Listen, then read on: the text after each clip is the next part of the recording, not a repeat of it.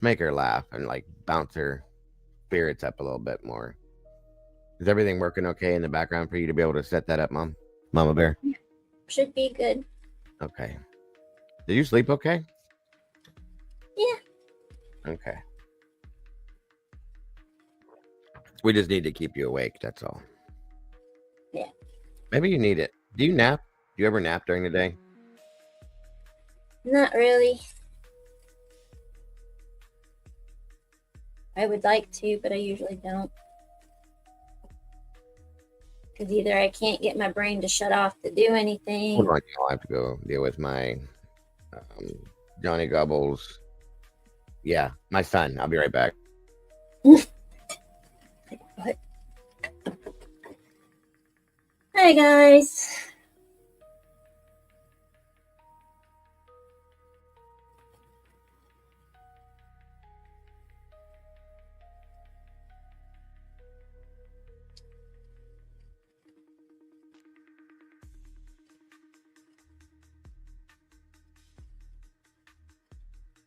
What? Didn't say I don't nap. I just don't every day. Usually What? it's through the week. Like I'll get up at 6:30 or 7 to start getting the kids up. And then once they're up and eating breakfast and they're online and in class, then I'll probably go lay back down for like an hour and get up at like 9. Oh, it's not really a nap. It's just finishing your sleep pattern, maybe. Yeah. I didn't get up till 9 today, so. Oh, I got you beat on that one. I didn't get up till 11:30. Well, Mr. You were up till like 1:30 online? Mm. Yeah, and then I went in the living room and sat down on the love seat. I was watching 911. My living room got moved around, so that screwed me up. Um, I was completely backwards. I woke up. I dozed off as I always do as soon as I sat down on the love seat watching TV. I'm trying to get through the rest of that 911 series because I got about all of it now, and it's the one that Angela Bassett plays the police officer in. I think I'm on the Yeah. last season finally. Yeah. I got through Lone Star. That's done. Now I'm working on the other one to get through, and I got some other things that some peeps in here told me about that I'll be working on those too. But anyway, I was Is watching it that. Lone Star they canceled? That's Me the one either. that has Rob Lowe in it. They canceled Yeah, it. I think so. I'm pissed. Really? Because that no wonder there's nothing else. That pisses me off too because I like that one better than the normal one. Yeah. I'm pretty sure I'd have to look it up again, but Why do they do that kind of shit where they cancel the good shows and keep the stupid ones that's on? great. That's irritating. Because I was Oh, wondering why I okay. hadn't seen any episodes for a while. Yeah, yeah. CLK in the house. Miss Kim, thank you for joining us. Miss Justice Jane, welcome back. Lone Star was awesome. Yep, that's what Tomboy said. That's 911. See, I like the Lone Star show better than the original. What I really would like to get is maybe another 3 seasons of Fire Country. I love that show. Yeah, that's good too. It was great. I'm running out of fireman shows to watch. I can't live vicariously through my TV anymore.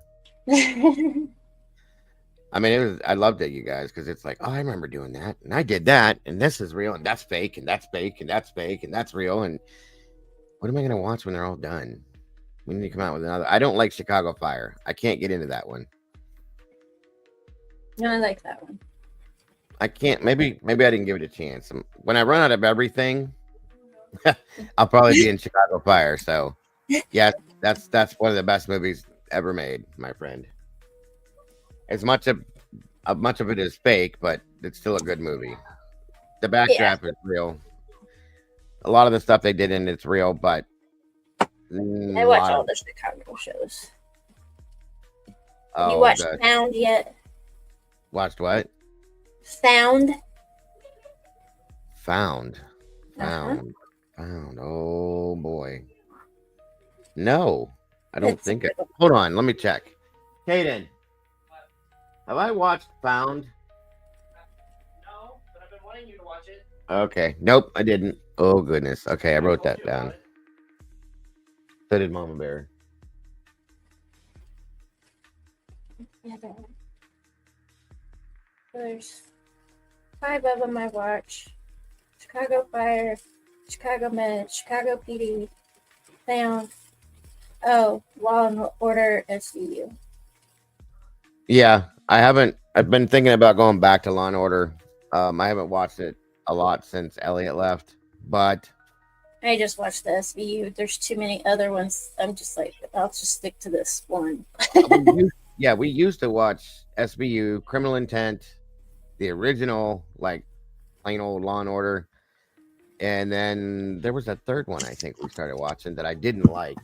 Um,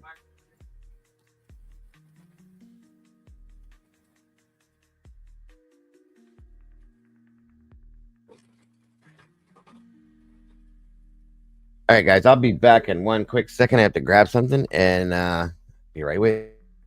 Mm-hmm.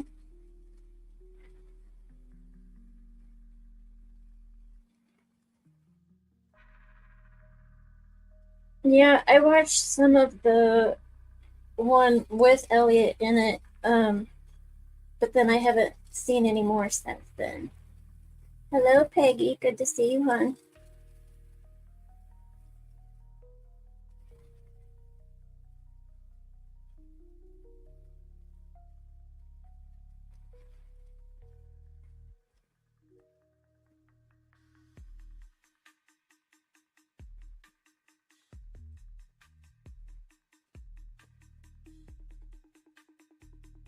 Yes, I love Blue Bloods. I'm sad it's over.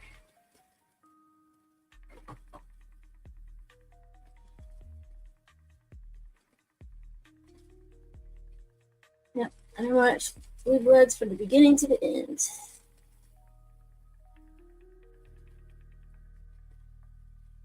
Yeah, I'm with you, Alicia. Chicago is not my cup of tea either.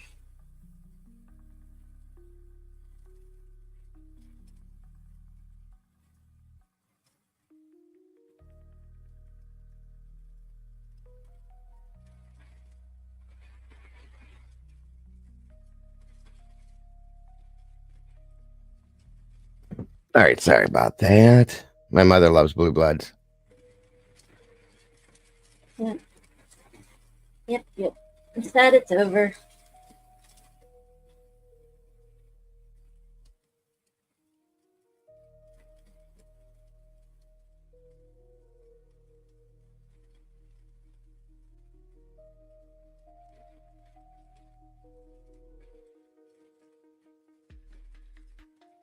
Was the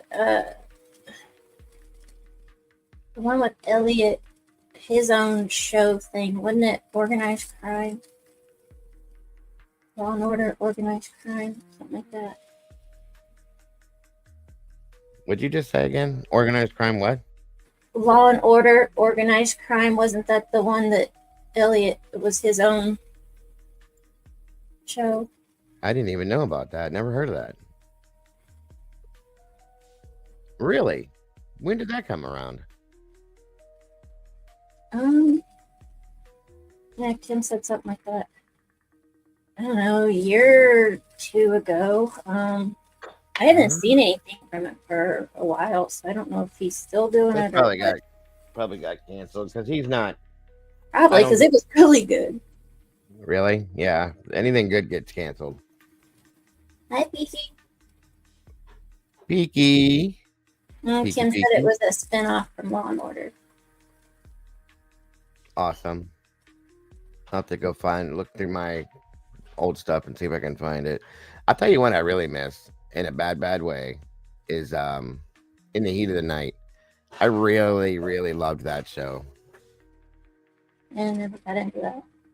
It was about the guy who killed his wife, I believe. Yep. Oh, okay. Exactly. Wow.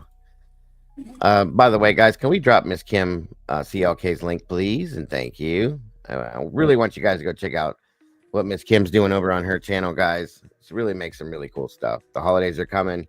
Easter is around the corner, which you're about to see my house decorated. And Easter, yay. I'm not a big fan of Easter. Thank you, Elisa. There it is. I see it now. Thank you. Go check out Miss Kim's channel, guys. CLK Creations. She does some really cool stuff. I just watched her the other day, making me laugh. She was laughing. It's funny. Do you want to hear a cool story? Miss Allison said, Caprese from Law and Order was sitting next to me at Oh, really? That's cool. That is cool.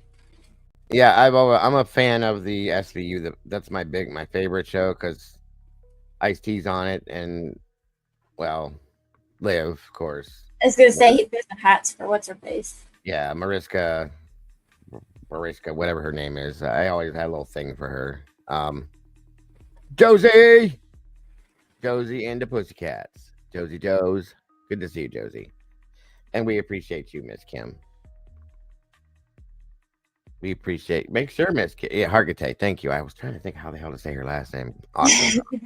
Awesome, you guys. This is why you guys are the Blue Crew. They finish words for me and sentences for me.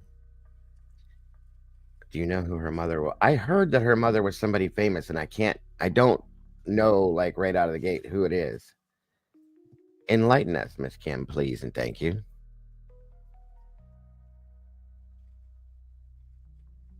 Make sure you tell any of your peeps over there that check out your amazing crafty stuff that if there's any of their true crime fans to come on in here with us, Miss Kim. We appreciate that. Olivia, yes. Jane Mansfield was her mother. Really? That explains a lot. Mm-hmm. That explains a whole lot. I'm wondering who her dad was then with that last name. Her first name was always weird too. Mickey Hargitay. Father is Mickey Hargitay. There's the answer. Jesus, once again, in my head. I'm curious. Him, I don't know. He was a bodybuilder. Okay. Oh, yeah, here they are. Whoa. She does look like her mom. I'll be damned. She really does. Check this out, you guys. I never realized. I've seen Jane Main. Hold on, I'm going to show you a real quick video piece that has them in it. The Merv Griffin show. Who remembers Merv Griffin? How about that? Mm-hmm. Get to the point here. There's baby Mariska. If you look at Jane Mansfield's face, you can see some of her in there. Never ever thought of that before. Mainly because I didn't know who her mother was until there she is right there. She's cute. Looks the same. They brought their dogs and everything. If you look, I can see it's the eyes and the cheekbones, I think. She definitely resembles her. Right, Mikey? What the heck? You just still warmed up from trip. You guys do a trip. Moonlighting, yeah. Sybil Shepherd and Bruce Willis. That was a great one. Where was trivia at this morning, Mike? Yeah, she was. My brain's not working. Stormy? Yeah. I didn't get invited. Uh, Walt have I? the girl that Stormy mods for. Oh, Southern Girl True Crime? Yeah. Oh, okay. I didn't know that. I'm not Josie, but we're going to start our trivia over here too, guys. Again, I'm going to make it a regular thing too. I'm excited for it. I love trivia. It's always fun. I found Mariska Hargitay in a couple really, really cheesy 80s movies. And she played such, and I mean such a dingbat in it. It was so, like, I was embarrassed for her. But everybody starts somewhere, you know? Yep. Sarge is probably sleeping or, oh no, it's 1:53. He's probably eating steak right now. Yeah. So everybody knows, guys, we were covering on Wednesday the Darlie Routier case. Was our cold case for the day. It's a pretty big one. And again, it's a little different than what we normally cover for Coffee and a Cold Case. She's sitting in prison on death row for what happened. A lot of people think Darlie's innocent. A lot of people think she's absolutely guilty. The reason I brought it out is I wanted everybody else out here to kind of say, hey, what you think? Miss JC's in the house. Good morning, afternoon. Good to see you, dear. And um, and it's a cold case, of course. So that's why we're looking at it. Yes, Sandra D was absolutely gorgeous too, Allison. I agree. Um, and of course Marilyn. Don't forget her. And there's a lot to that case, you guys. So we had to break it into two parts today. We're gonna be running through the rest of it, the interviews and stuff we didn't get to see with her sister and her and her husband Darren and things like that. So Siggy and Mike, it's been a while. Wonderful to see you. Hope all is well. Thank you for joining us today. We got 41 peeps in the house, you guys. 24 likes. Let's see if we can get that a little closer.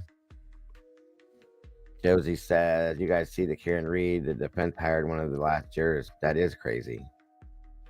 Can you even do that? Is that legal? You get the flying nun. Miss Allison, you're throwing out some good stuff today, Miss Allison. Are you allowed to? The defense hired one of the jurors from the Karen Reed case. Are you allowed to do that? Is it legal? I mean, it obviously is. They wouldn't do it, but it's great to have you here, Siggy. Hope you're all good. She's an attorney? I got you. Okay, so the juror, but does the juror thing void? She was an alternate, so that's probably how. Okay. Captain Jenks, good to see you, brother. Thank you for joining us today, sir. I didn't get to see you earlier. I guess it's legal, or she wouldn't have done it, or they wouldn't have done it, right? And thank you guys to join me last night for my going off session. When I read the first of a couple of the Cyray affidavits, I was in a mood last night, Bear. In a bad mood? Oh yeah, it threw me into one. I started yelling and everything. Whoa. I went off. I was done.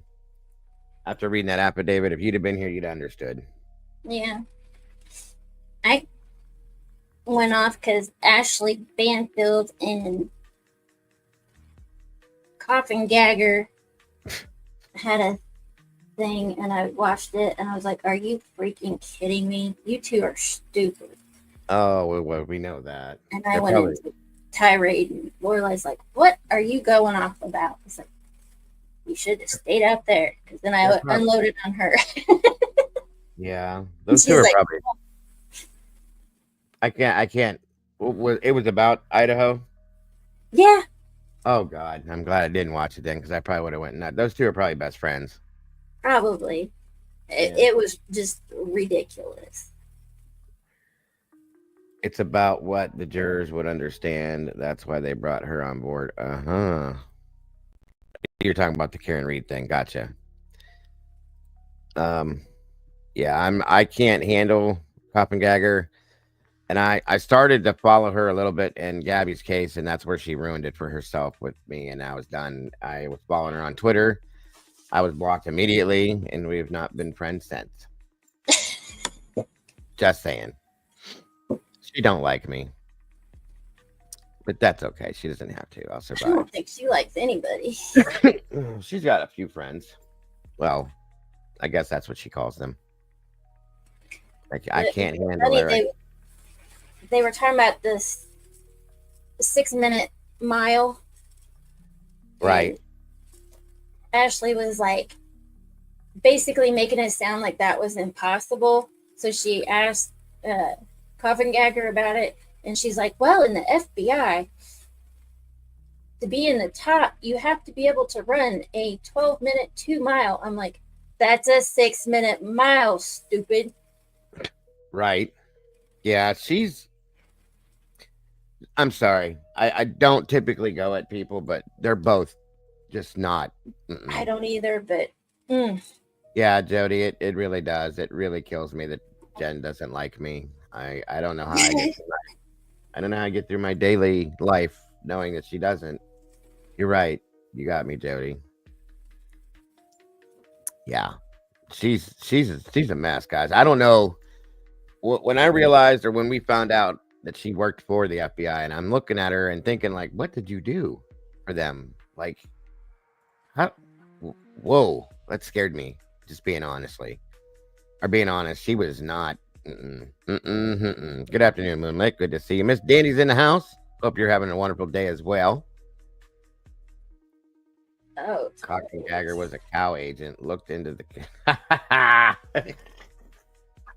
She probably didn't do that right either. I'm sorry. I do not like. Listen, when she reported on the they did a segment with her on the Delphi case. Okay. Now, like I said, she burnt me with the Abby's case. She burnt me with Kylie Rodney's case. She burnt me with Summer Wells. She came in on they consulted her for something on the did an interview with her for the Delphi case, and they were talking about the Odinism stuff. Okay, the woman very clearly and very calmly, like it was nothing, said, "Well, I believe," in her irritating ass voice, that the sticks that they found placed on the girls and the way that they did. She was like, "Well, I'm pretty sure those fell out of the tree and landed that way." oh, that's right. I remember that. You remember the day she said that? Now, how I went off? Like, are you serious? Yep. If I could have crawled through my computer, I was like, "What did you just say?" And you worked for who? The FBI. She's got it backwards. It was the IBF that she worked for. And I'm telling you right now, you don't even want to know what that stands for. There's our other teacher, Miss CZ. Hope you're enjoying your day off.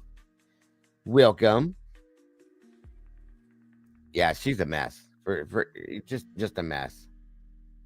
And she's an absolute guilter. I'm really curious to see how she handles these new documents and these affidavits and everything that have been released. I'd love to hear her stupidity on those.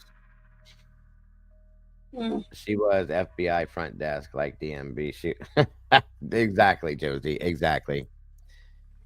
I just can't with her. I'm sorry. Um, and Ashley, y'all, Yep. I'm not even gonna go there. I'm not even gonna go there. Put those two together. It's like, okay, we got one marble in a glass jar. Let's roll it around and see what makes the most noise. You know what I mean? Yep. It's She said crazy. they were talking about his jog, and I can't even remember which one it was. Said something about him Gotcha. running, and it wasn't in a straight line. It was zigzag in preparation for his. And I was like, stop. Just stop. Oh boy, I'm glad we weren't watching that together. I'm so glad. That would have been bad. So bad. My God, what a mess. Some of these people, I swear, you guys, they're just, good Lord. Oh, I see it now. Disturbing new evidence. Ashley Banfield and drop dead. Yeah, okay. Yeah. Whatever. All right, let's see here, guys. Let's get some stuff rolling here. 1 minute. I think we'd probably get more better information out of watching Bugs Bunny than those two together. Seriously. Hi, under and over it. Welcome back, Under and Over It. I'm grateful to see all these new faces popping in here too. Thank you guys so much for joining us. We have a lot of new members. We have hit and broke 10,000 subscribers again organically. We're at like 10,011 or 12 now and growing. Yes, guys, you guys have really, really, really made a difference in here, and I really appreciate each and every single one of you for that. Okay. And let me throw this up again for you guys. Start off here, and then we'll move into the other stuff. For those of you that don't know who Darlie is, Ashley and her breadcrumbs. I know. I know. Yeah. Good point, Allison. I know. Thank you, Mikey. All right, here we go.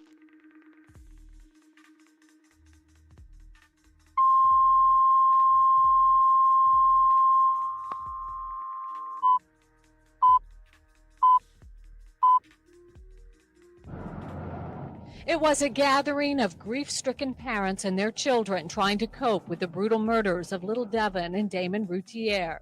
Their brothers were stabbed to death just over a week ago. Now their playmates are forced to try to understand why. We had them draw where the hurt was inside their body, and a lot of them drew their heart hurt real bad, and their head hurt from thinking about it, and their knees hurt because they felt weak. Happy birthday, dear Devin.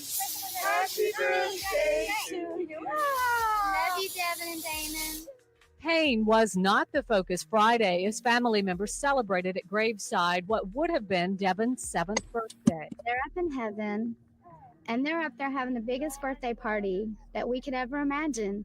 Darlie Routier, who suffered stab wounds in the attack, says she won't rest until her boy's killer is caught.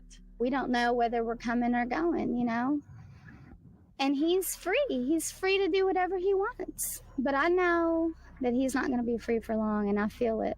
Meantime, the quiet town of Rowlett is also seeking closure in the violent murders of these 2 young lives. This community is still trying to restore its neighborhood to some sense of normalcy. But without a suspect in custody, most feel their lives are anything but normal. The community does not have a lot of answers at this point. They have more questions than they do answers. That's a reality that for now, everyone will have to live with. Shelley Johnson, Texas News 5.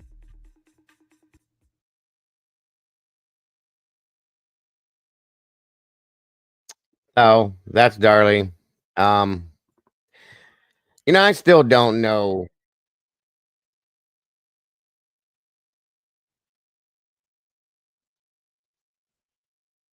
Sorry, guys. I still don't know exactly truly what to think with this. I have my thoughts. Where are you going? Trying to sneak out already. Don't be talking about Philly steak subs without me. That is just unfair. Do not tell me about it, Cassie. I don't truly know what to think here with her. I'm torn, to be honest with you. I see things that make me think, well, yeah, okay, I could see it. I also see things that make me go, no. And I'll be honest with you, like her husband, Darren, he's more interesting in it than she is to me. And I was just like, oh, I don't know. And I'm still, like I said, I'm still torn on it. I don't know. Yeah, she was very about herself, her appearance, as was her husband. Just very flaky and, vague, or not vague, but what's that word, Mama Bear? Vain. Hey, Miss Paula. Good to see you today. Well, so wonderful to see you in here. I hope you're doing okay. Mike is immune. I don't know what you guys are even talking about over here. Sorry, I lost it. You're getting steakums on a study. Yeah, right. Exactly, Josie. Let's see. If you're gonna do that, Cassie, go to Mr. Hero. They make pretty good. Unless you're going to get some real deal ones that are like the real thing. Those are the stuff. But you still here, Bear? Yes. Okay. You got super quiet. I'm like, what did I lose it? Okay. I was listening. One moment here.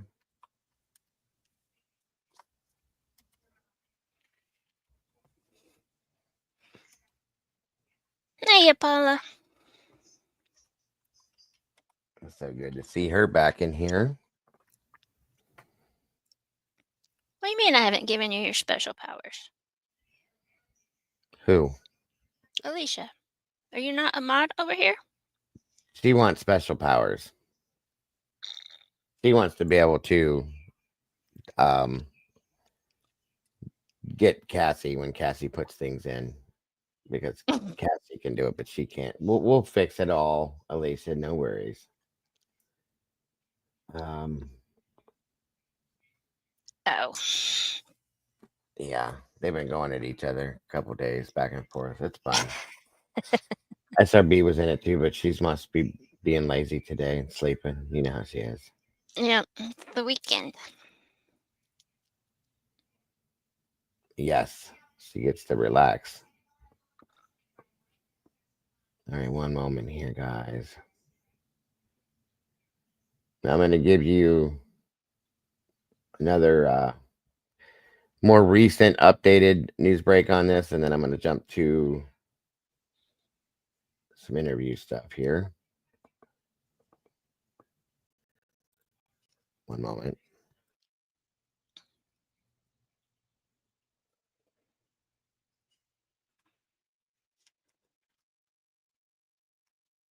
Miss Raquel, good afternoon.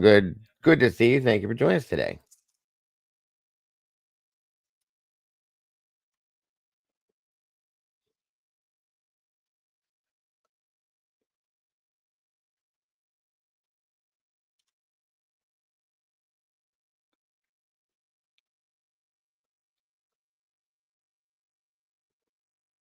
Hi, Stormy. Years since Darlie.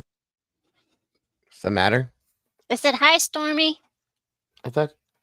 Didn't I say hi to her already? I thought she was in here already. You might have. Oh, I hello. told her I did. Well, is she on your side? Yep.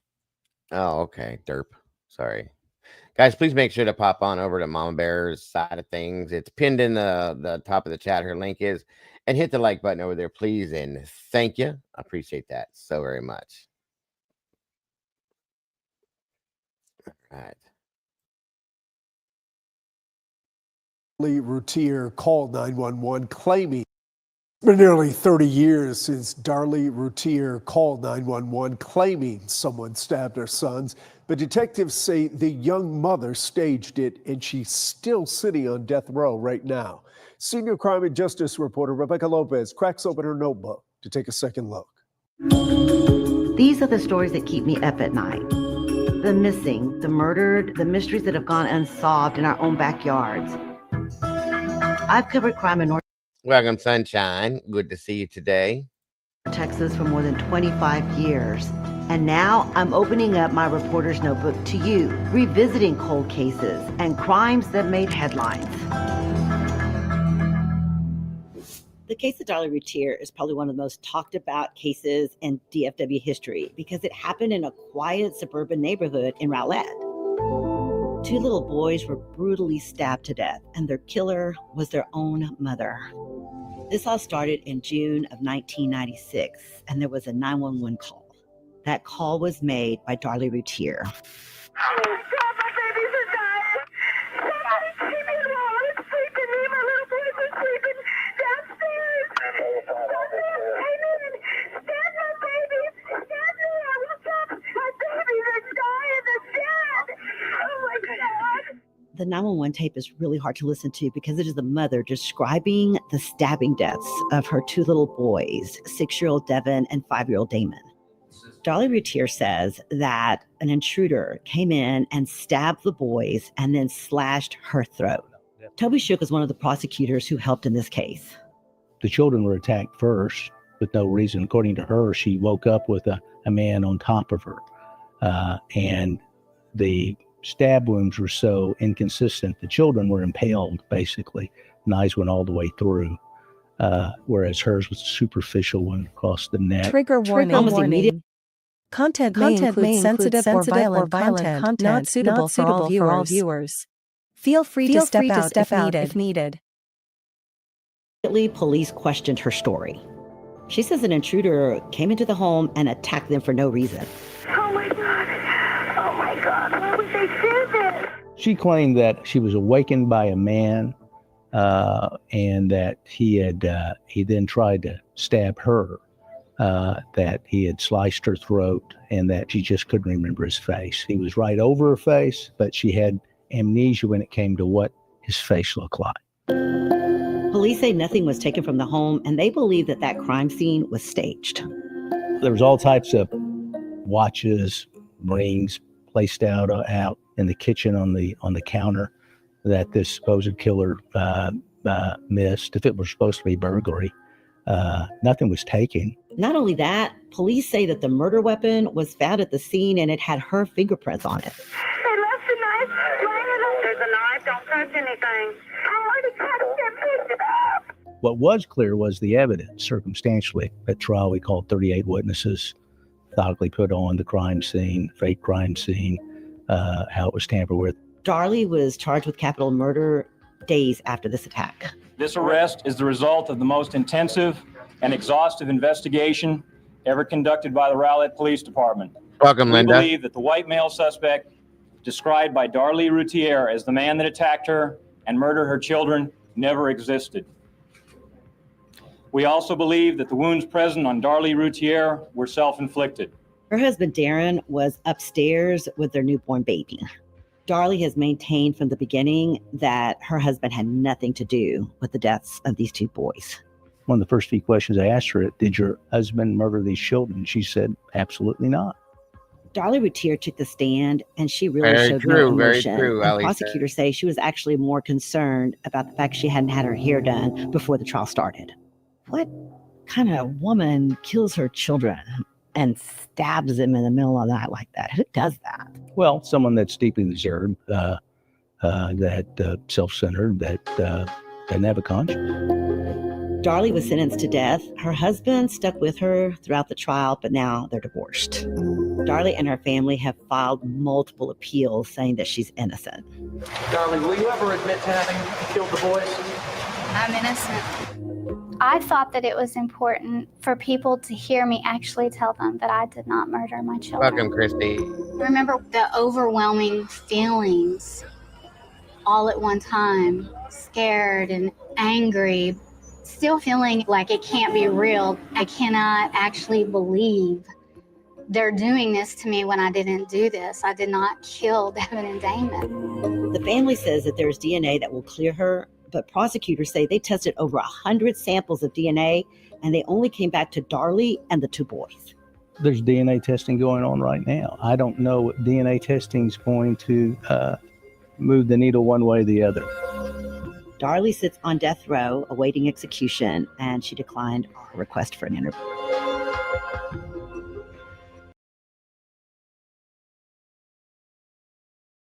All right. So, hold on here.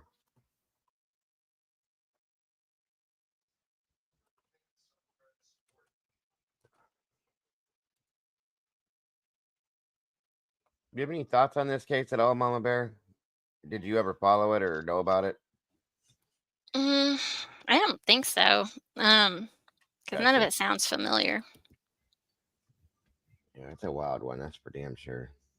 Sounds like it. All right. We're going to go with this first. Hold on here.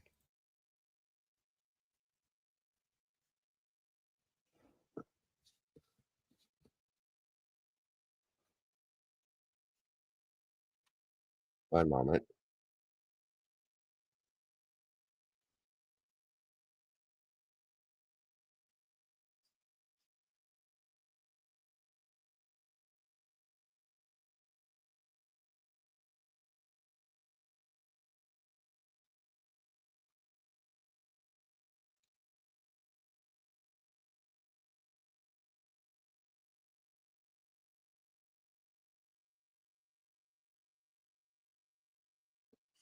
Okay, so this is the interview with Darren, her husband. This was in 98.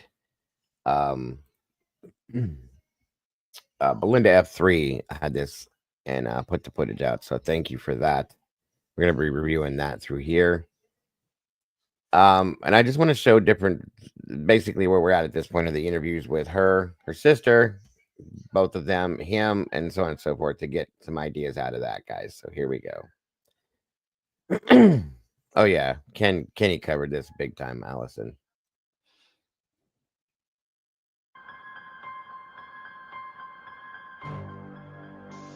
It seems like the very first thing that I remember hearing is a glass break. It seems like the very first thing that I remember hearing is a glass break. It seems like the very first thing that I remember hearing is a glass break.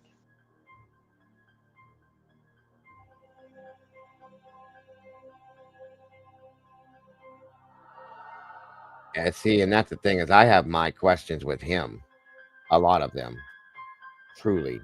I was asleep upstairs, and I didn't hear a sound from the boys. I didn't hear a sound from Darlie until she started screaming.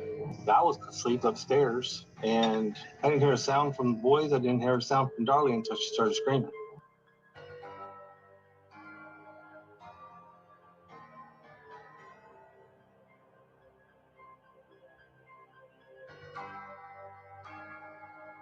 The first thing that I was thinking through my mind is that this glass break, I thought, well, when I went to bed, Damon, the youngest one, was underneath the table.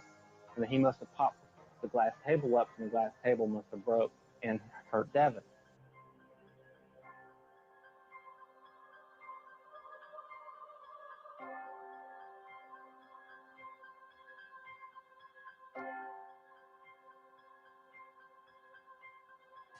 And the next thing I hear was this glass break, like, but far away.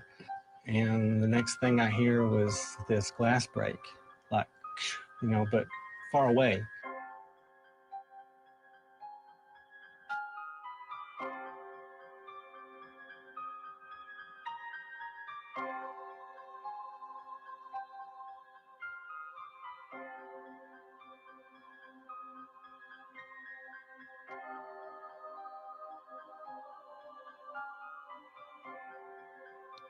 Hey, Mikey, do you think the glass broke?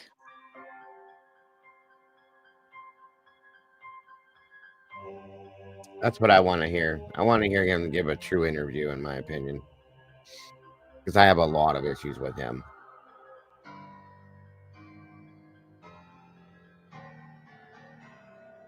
Guys, please make sure to check out Mikey's channel, The Last 24. Please and thank you. I appreciate that very much.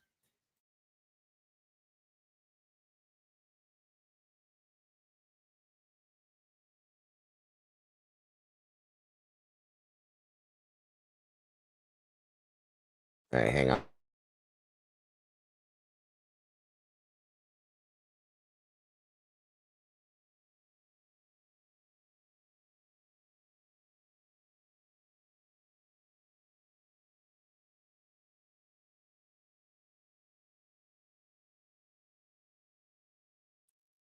Allison asked if he was the bio dad.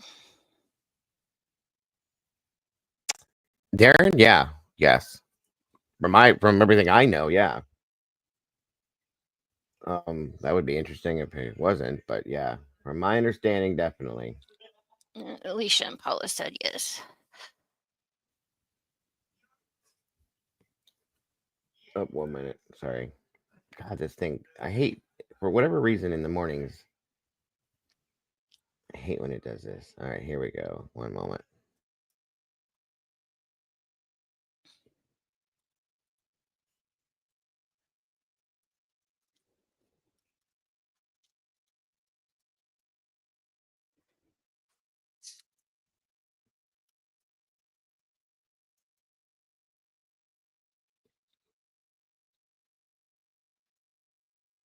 Okay, these are Darlie and Darren's sworn statements to this, guys.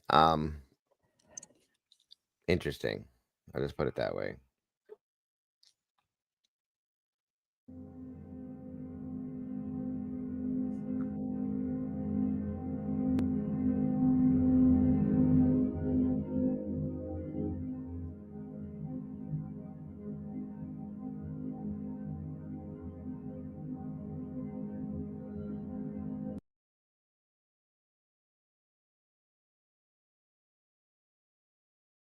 All right. The statement below was made June 8th of 96 by Darlie Lynn Routier. Yeah, I thought I was going to read it for me, but okay. To police officers in her own handwriting. Darlie's statement is typed exactly as written. The handwritten statement was a second generation copy. Excuse me. It is slightly difficult to read and was transcribed to the best of my knowledge as it reads as follows. Darren and my sister Dana came home from working at the shop. The boys were playing in the neighborhood with the neighborhood kids outside, and I was finishing up dinner.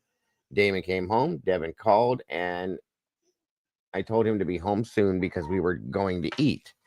Darren played with the baby Drake with Dana, and I pulled everything together to eat.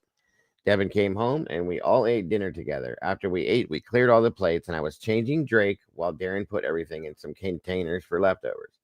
We all talked a little about how happy we were that the shop had been so busy for the past 3 weeks and that we hoped it would continue. Since work had been slow for a couple of months, Devin and Damon asked if they could play with one of their friends a little longer. So we said okay. Darren, Dana, and I got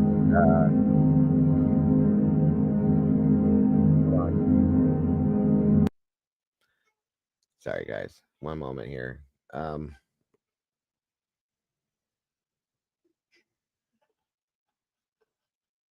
Darren, Dana, and I just sat around and watched a little TV.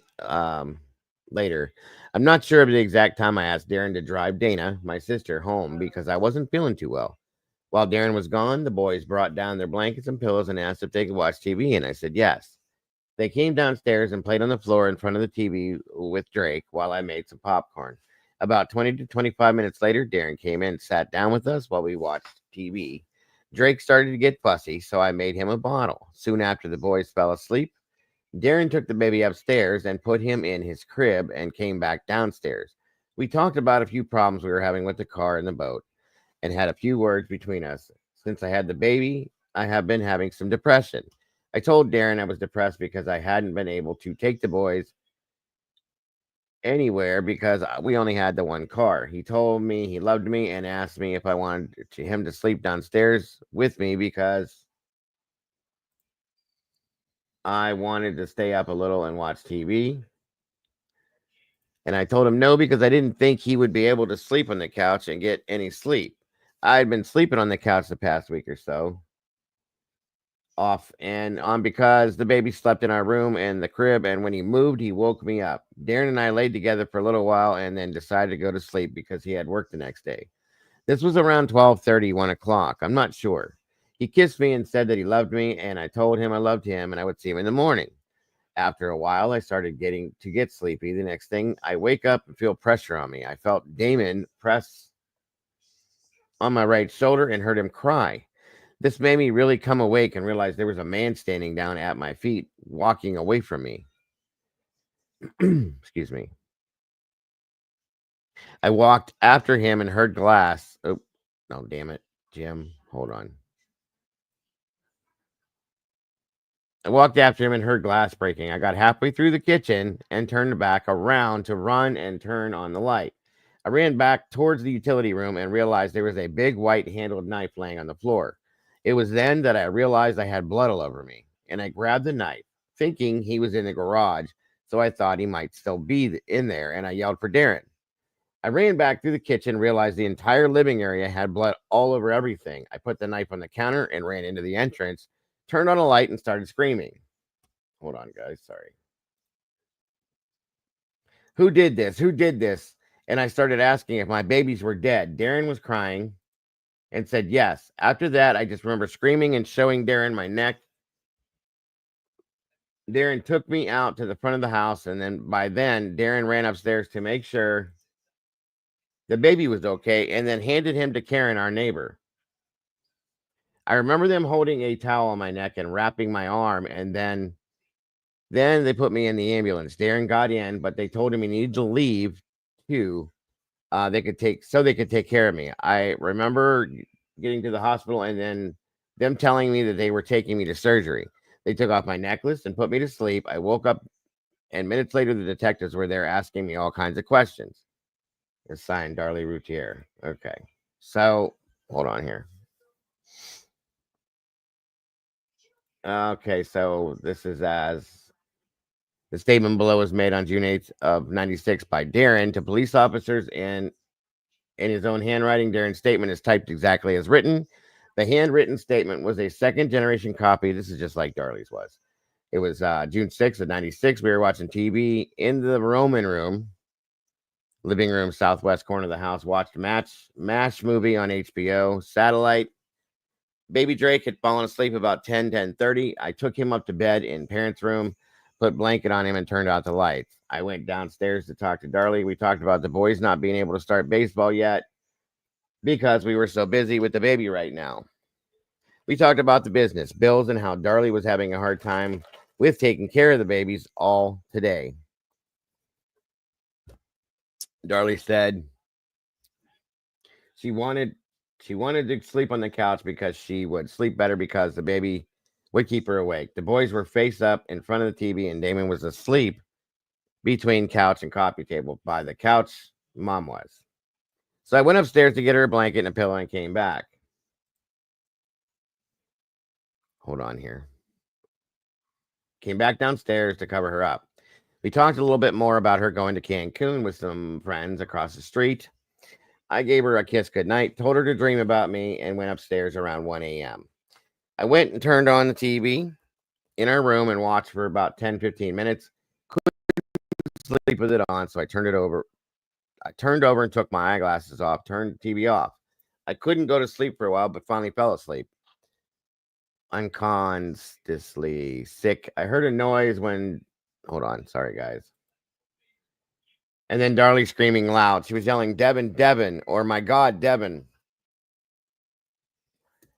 I woke up quickly, grabbed my glasses on the nightstand, ran downstairs as fast as I could, going in the living room, the Roman room. I ran over to Devin laying on the floor where he was when I saw him last and knelt down over him to see if he was hurt.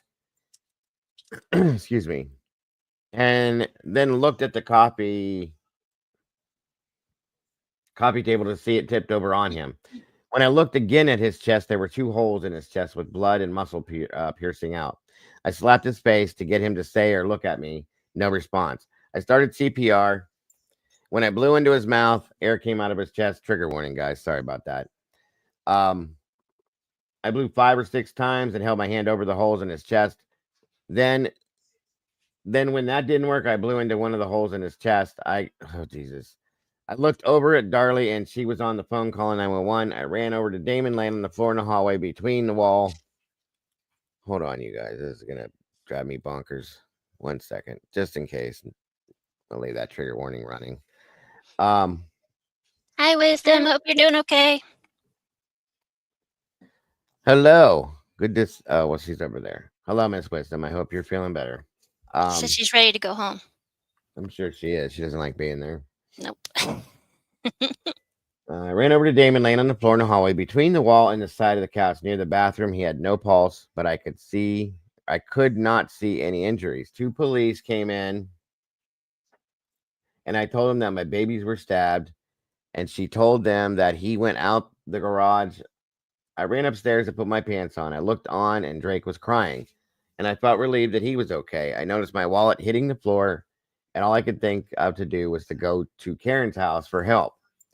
I needed someone to help save and help the paramedics when they arrived. I went downstairs, ran out of the house, ran across the street to Karen and Terry's door. I banged 5-6 times as hard as I could until Terry came to the door first. And when I told them that Devin and Damon were stabbed, they went in shock and ran over with me to the house. And that was when they were putting Devin on a stretcher. I knew that Devin was dead before I ran across the street, and Damon had no pulse.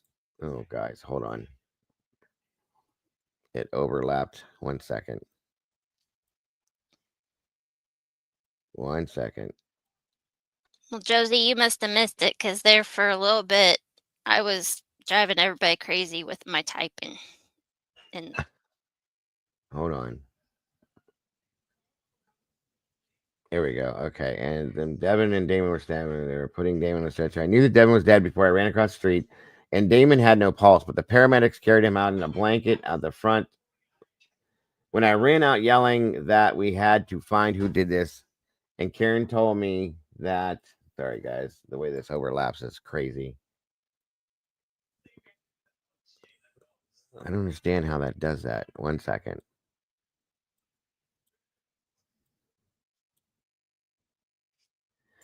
Well, I'm sorry, I missed that part. It just seems to jump from one part to another and skip that one piece there in the middle. Oh, maybe not. Back into the house, pushed my way through the police and saw the knife. The floor in the kitchen, it bled out, saw it all. I went to the garage door to look out the windows that the police had said he entered. And I went out of the house, walked across the street. The neighbors were there to comfort me and ask me what happened. I sat for a minute on the curb, Walked over to the ambulance where Damon was and asked paramedic, was he alive? And they said no. I was in shock. Karen told me to go with Darlie in the ambulance, so I got in and they threw me out and said they needed to work. So then they asked me questions, the fire department, social security number, address, name, blah, blah, blah. And I asked what hospital, and no one knew. So Terry found out where Darlie went, Baylor, Dallas, and drove me to the hospital. At the hospital, I was questioned by Detective Frost for hours. Okay, hold on here.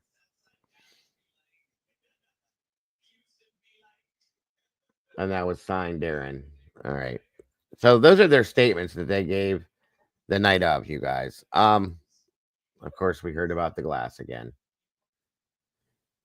Okay, next. Hold on now.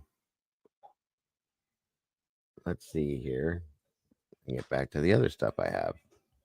Hey, Brian. Sorry, I'll let you have your crown back. Welcome, Brad Guy.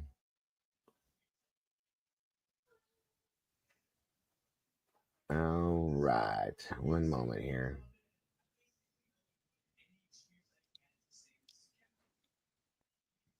One second here.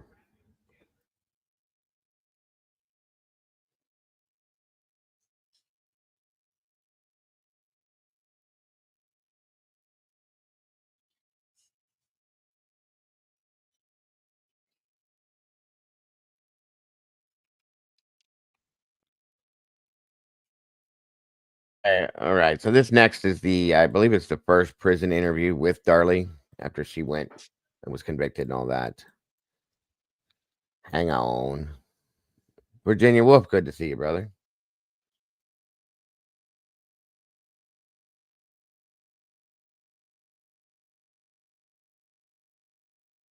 Been done to me. My boy's been done to me. But the worst has already been done. Sons. But the worst has already.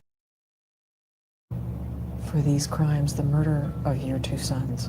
But the worst has already been done to me. My boys were murdered. That's the worst thing out of all this. I mean, them putting me to death is nothing compared to my boys being murdered. I know that somebody else did this. So if I'm put to death, I'll leave this world with a free conscience. It's not about life or death. It's about what's right and what's wrong. Okay, I grabbed the wrong clip. There's partial interview. I have a bunch of stuff in here. I have to dig through it. The full interview I was trying to grab, but hold on a minute. Okay, this is the other one I wanted to show you guys too. This is interesting.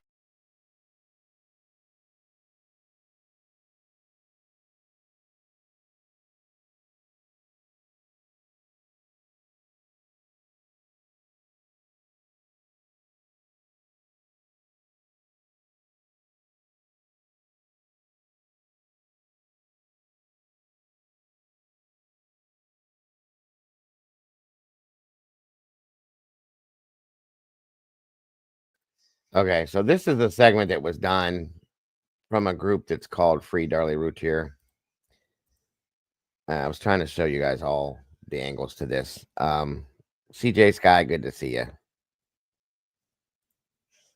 All right, don't mind the subtitles down at the bottom, you guys. So hold on here.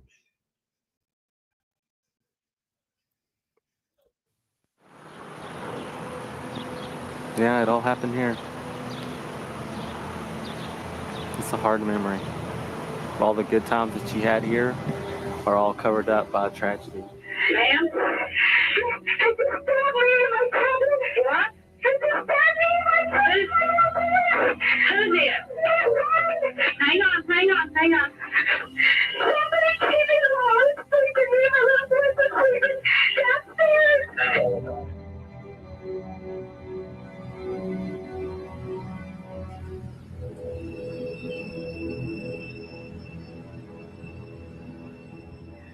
At that particular time, my boys had been murdered.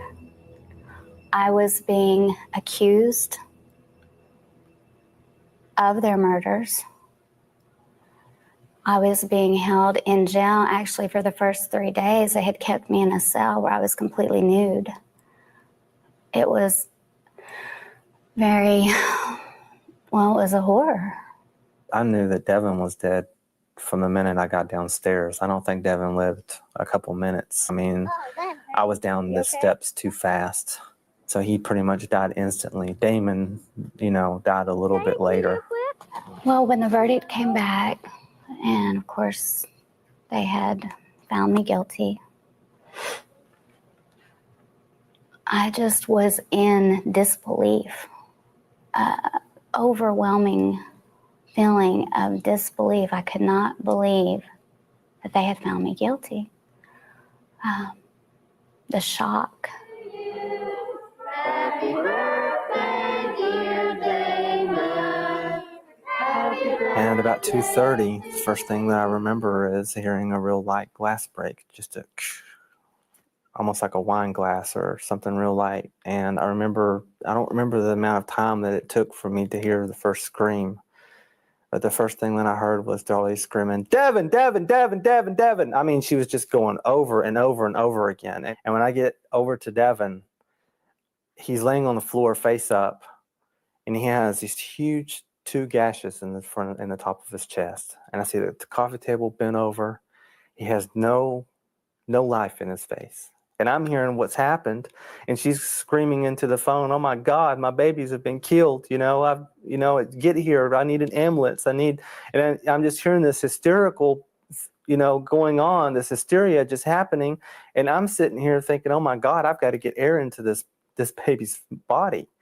And I go down to blow into his mouth to give him CPR, cocked his head back. And as soon as I did, blood just spewed out of his chest. Darlie Routier told police an unknown intruder committed the crime, yet within 20 minutes of arriving at the scene, police already considered her to be a suspect. Darlie was later arrested and charged with capital murder. The prosecution claimed a minuscule piece of fiber from a screen door found on a kitchen knife in the house supports their theory that the killer must have been someone from inside the house. Prosecutors also believed Darlie's injuries were self-inflicted and suggested that she was a selfish, cold-blooded woman who stabbed her sons because she could no longer satisfy her expensive lifestyle. The district attorney, Mr. Greg Davis, refused to be interviewed for this program. The media hype that followed soon portrayed Darlie Routier as a materialistic social climber who didn't care for anyone but herself. Based upon the evidence presented by the state, after 7 hours of deliberation on February 1st, 1997, the jury found Darlie guilty of murder and sentenced her to die by lethal injection. Darlie Routier currently sits on death row, maintaining her innocence and waiting for a miracle. Darlene is not a violent person. She did not have any mental problems. She loved her children. She had just finished making a large dinner for them. And she had appointments for the dentist and appointments for Drake. Darlene wouldn't hurt anybody, let alone her children. She's not violent. I've known Darlie for about 9 years now, and she's just been a wonderful friend. She's a wonderful mother. We did things with our kids together, went over to each other's homes, went out to eat. Devin and Damon were so full of life, they touched everybody everywhere they went. They were so special.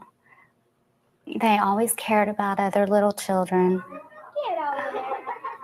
I remember one time that we had taken them to the Rowlett Needy Children's Home, and we had taken them through and explained to them how other little children didn't have,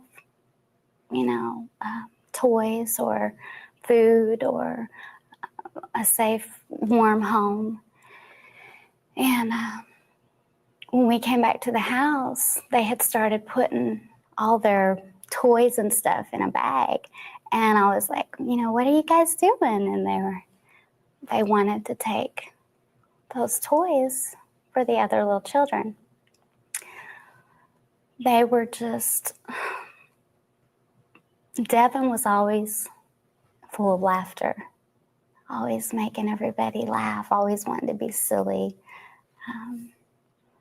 Damon was more quiet, more reserved, was a little shy. Okay, we'll see you in the morning. Did you want to get rid of all that, Diana? Yeah. Okay, well, yeah, but There was a lot of things that I was having to struggle with. I was very angry at God. I was very, my faith was shaken. I couldn't understand why God, that was supposed to be so loving and so compassionate, could allow something so horrible to happen when I hadn't done anything. God didn't do this to me. He may have allowed it, but man did this to me. But that no matter what, God's going to carry me through. And that's what he's done. He's carried me through this fire. They were just wonderful little boys that loved anything that was new and popular. Like all the little boys, they loved Power Rangers and Ninja Turtles. They loved packages under the Christmas tree. And when you think about Welcome, James. Damon taking a little slinky for me and wrapping it up, and it was all messy.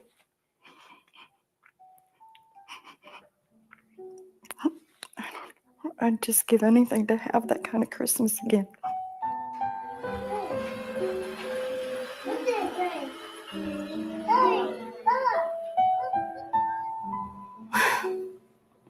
It's so hard because you want to convey, you want people to feel what you've gone through, and you try to get the right words. But anything that I could say, any words that I could say, would not even begin to touch the surface of how horrible it is every day. But yet, I have to continue to get through every day. I have to make myself get up. I have to make myself say, okay, today is another day. I'm going to try to get through this day. Not just for me, but for Devin and Damon too. It's very hard because you don't have any contact in here. You're not allowed to touch, hug, hold any type of contact with your family whatsoever. It's been almost 4 years since I've held my little boy. Baby Jay can go get you. What I pray for is complete exoneration, that hopefully the truth will come out, that my innocence will be shown, that people will know that I didn't murder Devin and Damon, that I didn't attack myself. Of course, the ultimate prayer would be is to have Devin and Damon back, but I know that that's not going to happen. So somehow I have to make them give us justice because we haven't gotten that. I first heard about the Darlie Routier case in a professional setting. I work for a small magazine called Justice Denied, and we deal with inmates who claim that they were wrongly convicted.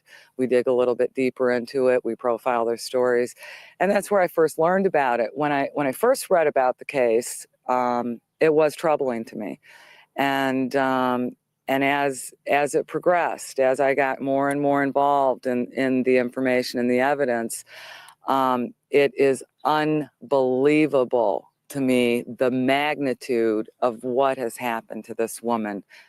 And the wrongful conviction is just off the charts from everything that I have seen in my line of work. The motives that the prosecution suggested to the jury was that my client viewed her children as being in the way of her desired lifestyle. And thus, she decided to get rid of them so that she could live unburdened by children. Of course, that theory overlooks the fact that she's the kid's school room mother. Her house was the house in the neighborhood that most neighborhoods have, where all the kids gathered because they felt comfortable and welcome, and there was a mother around to, feed them milk and cookies and let them play. There was also a 10-month-old baby, and in my experience, 10-month-olds take a lot more time, trouble, and effort than a 5 and a 6-year-old who was unharmed. And so the state's theory that she wanted to get rid of her children because they were in her way has many holes in it. Oh no, damn it. The intruder theory is not just a theory. It's the only scenario that makes sense under the evidence. The idea that Darlie killed her children as well as inflicted all these horrendous injuries to herself, and at the same time planted a bloody sock down the alley and cut her own the screen to the garage and did all these things that in a timeline that was impossible. That is, in fact, a theory. The intruder coming in and causing all these injuries and deaths and destruction is what the facts support. I do not believe that the physical evidence found at the crime scene supports the conclusions of the state or the jury. I think that many of the witnesses called by the state misinterpreted the crime scene evidence, interpreted it in their own way, rather than let the jury draw the facts from the evidence. Several such issues as they didn't collect bloody towels. Darlie's statement originally says, "I took bloody towels from the sink to help the boys." Those towels were never collected, so we do not know whether or not there was DNA on those towels to corroborate Darlie's story. Had those towels been collected by the police department, had they been analyzed for DNA, we might find that the issue that she cut her throat at the sink and then tried to clean up the mess to disguise it is a false conclusion by the investigators. It was the state's theory that my client stabbed the boys first, then staged the crime scene, including cutting herself, and all during that time period also took this bloody sock down the alley. When that is looked at objectively, that scenario, it was impossible for my client to have done all those things in the time that was before the paramedics arrived. The order of assault, which boy was assaulted first, whether or not Darlie was assaulted last. I believe Darlie was assaulted last from a variety of different evidence. There's DNA evidence to indicate that on one of the stains, on Darlie's deal, both boys' blood is on that stain. That would mean it had to come from the source of a knife, which meant that the boys were stabbed prior to that. The DA's explanation and their crime scene man's explanation is that 2 spots of blood flew through the air and coterminously hit on exactly the same place on a t-shirt 1 millimeter wide. And therefore we have combined DNA of both boys. And that's to me is an absurd conclusion. I believe with all my heart that Darlie Routier is innocent. There's not a doubt in my mind.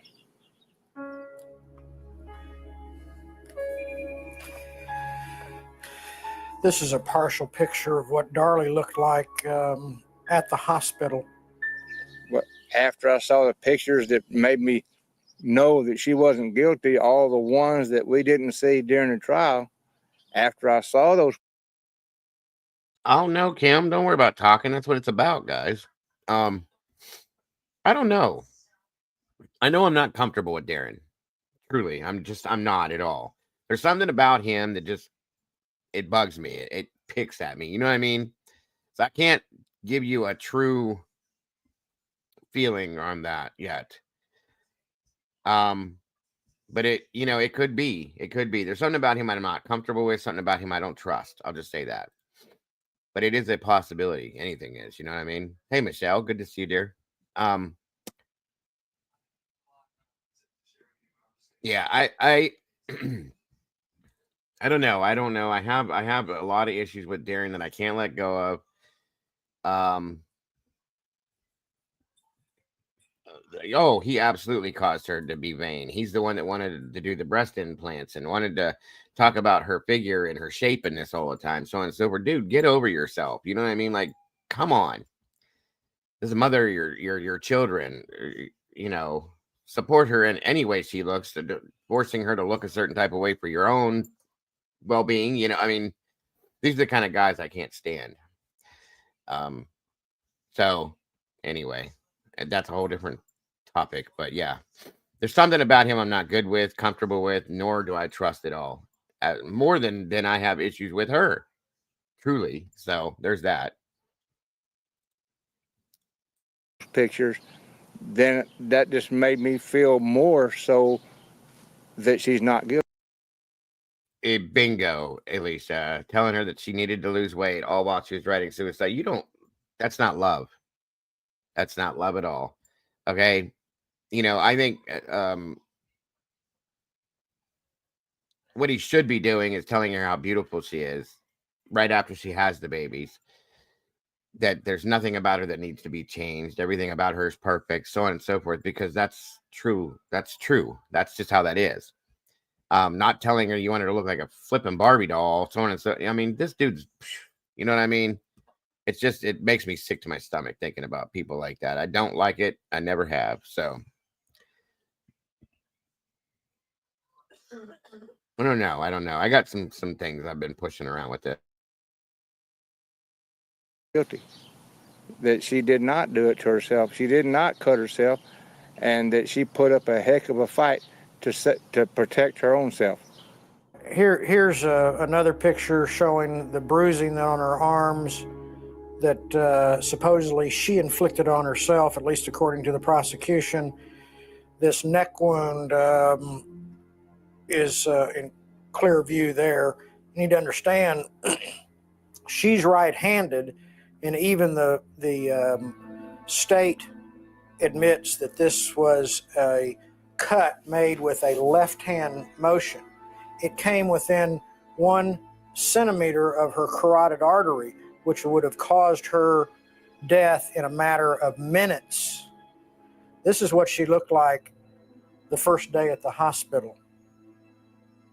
That is a picture of a victim, without any doubt. The reason I will say this, you guys, I always wondered,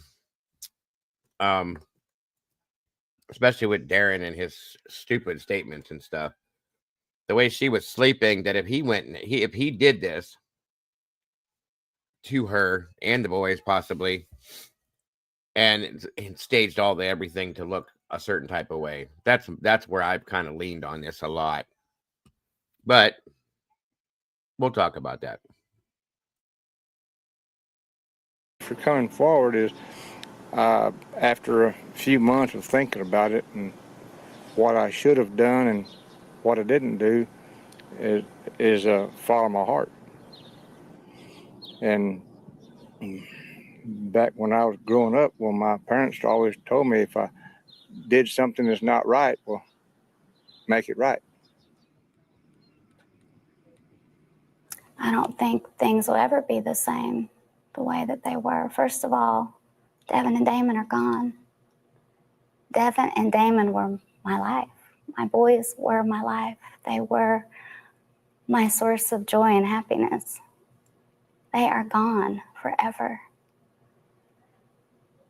How am I supposed to ever remain the same? How am I supposed to continue on when I see their friends growing up, getting bigger, celebrating birthday parties? Absolutely not. They've taken away my naiveness. They have taken away my security. They've taken away so much. They've stripped me. Now, can I make something positive out of that? Yes, I'm going to try. I'm going to try to make the most out of it that I can, because that's what Devin and Damon would want me to do. Mr. Davis, who prosecuted the case, in my opinion, from other cases, similar type cases that I've seen, was overzealous and out of control and went beyond his duty as a representative of the state. This became a personal issue. It almost became a vendetta. Most prosecutors have the common courtesy in a death penalty situation. When they get their conviction and they get their death sentence and the media is surrounding them, asking them how they feel at that moment, a good prosecutor always says that something like, this is a sad day for everyone. There are no winners in this case. Mr. Davis has chosen another avenue, and that is his response to it will be that Darlie Routier richly deserves to die for this crime. Personally, I have a problem with that. I've learned about a system that I once believed in, that I once thought was about truth, was about justice. And I found that the system is not what I thought it was. That just because somebody wears a badge or just because they're wearing a uniform doesn't mean that that person is not acceptable to make mistakes. It doesn't mean that they're not infallible. For me, that's what I believed before this happened. I believed that when you walked into a courtroom, if you were innocent, you would be found innocent. If you're guilty, you'll be found guilty. It's not the truth all the time. It's not the way it works. What frightens me the most is that they'll kill Darlie knowing their mistakes, that they would rather see Darlie die than admit that they're wrong. I'm seeing Texas execute people so fast that... Gee, folks, what's that sound like? Sounds familiar, don't it? Mm-hmm. It's scary. When I was convicted, I still believed in the death penalty very strongly. Of course, I was dealing with a lot of emotions, and I had never really given, the death penalty much thought. I had never given prison much thought or the court system. I didn't think people in prison could change. I had never really known anybody in prison, so I didn't know anything any differently.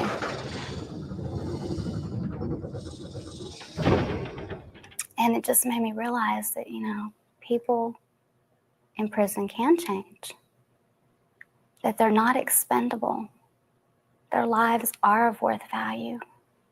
If I had 5 minutes with the person or persons who did this to myself and my boys, the first thing that I would want to know is why. I don't understand. How could somebody do something like this? What purpose? I've had a lot of people ask me, as a mother, wouldn't you want this person executed? Wouldn't, you have to feel that way. And as a mother, yes, of course, there's a part of me that feels that way. But as a woman that has been through this, that has learned about forgiveness, that has learned about how the system works, that there are innocent lives in here.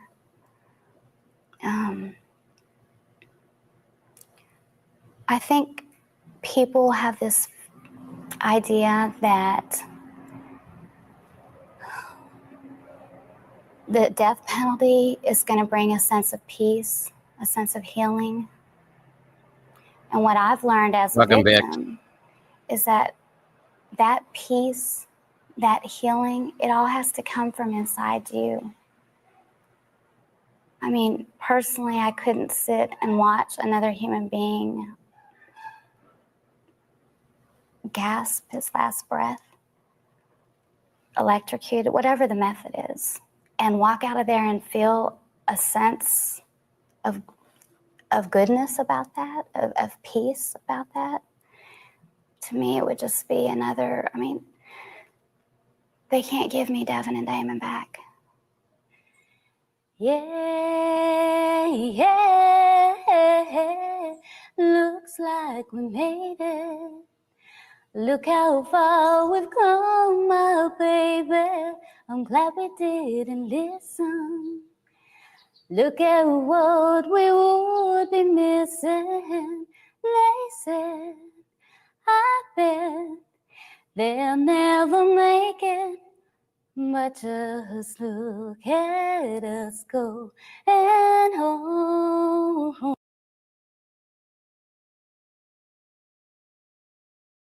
Huh. That was a weird way to end that.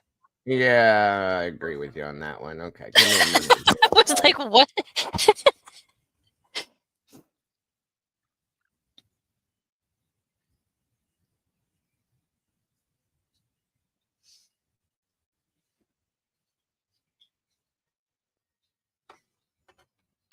Hmm. All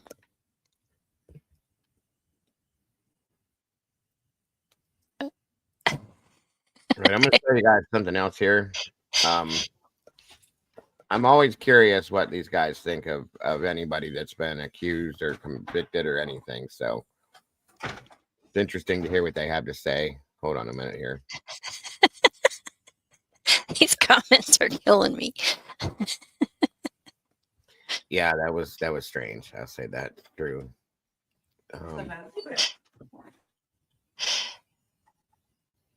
Hello, Hemisphere. Welcome everybody. Jumping in. Appreciate you guys. Okay, hold on, y'all. Hey, Paula. Invisible, yet she has no memory of the attack. At trial, even Darlie conceded it would be hard to sleep through it. I know I didn't sleep through that. I mean, how would anybody sleep through something like that? But yet you say you don't remember. But I don't remember. Can you imagine waking up out of your sleep with a man attacking you? Well, what do you think happened then if you can't remember but you don't think you slept through it? I think that I tried to fight with a man, and I think that he either knocked me unconscious, or I think that when... I wonder if they ever did a toxicology panel on her to see if there was any drugs in her system. I never did get to see or hear about that. To see if she had possibly been drugged, maybe. Do you know what I mean? Yeah. I don't trust Darren at all, you guys. I don't. And that's what I'm saying, Kim. I wonder if he had drugged her, possibly. You know, let her lay there for a while, get into a good deep sleep, goes upstairs like he's sleeping, comes downstairs, and he attacked her and did all this stuff. That's my opinion. You know, that's the only thing that makes any sense to me, because there's nobody. They found no evidence of anybody being in that house besides them. You know what I'm saying? I don't know. I'm torn, like I said, on this a lot. Miss Bonnie's in the house. Hello, dear. Good to see you. Tomboy said, did y'all know that her underwears were missing? They never found them, yet wasn't told to the jury. That's interesting. No, I didn't know that. Thank you, Tomboy. Yeah, once again, another case where they don't give the jury everything. I didn't know that. Thank you, Tomboy. Very interesting. You know, he slit my throat or whatever. I think I passed out. All right, Chase, what do you got? I think it's interesting that she says, I don't think I was asleep. And then, can you imagine waking up from your sleep, being attacked by a man? So we'll continuously see this theme repeated out, which I like to call the vanishing perpetrator. Not important to her. And she says, why would anybody sleep through that? So we're going to see a theme here starting now, where you're going to see her socialize an issue. Instead of discuss her own issues, she'll socialize it around. How would other people do this? How would someone else do that? And I think there's some feigned innocence and regression in her voice, which is a little bit common in the South. But you can see a change when she's trying to appear innocent. You actually see a little... I know everybody doesn't care for these guys. I'm always curious what their outlook is. It doesn't mean I believe what they say. It just means I'm curious to see how they see it. That's all. Grief muscle up here in her forehead. And I want you to take a look, see whether or not it's symmetrical or asymmetrical. And I'll wrap it up at the end because there's a great illustration there towards the end.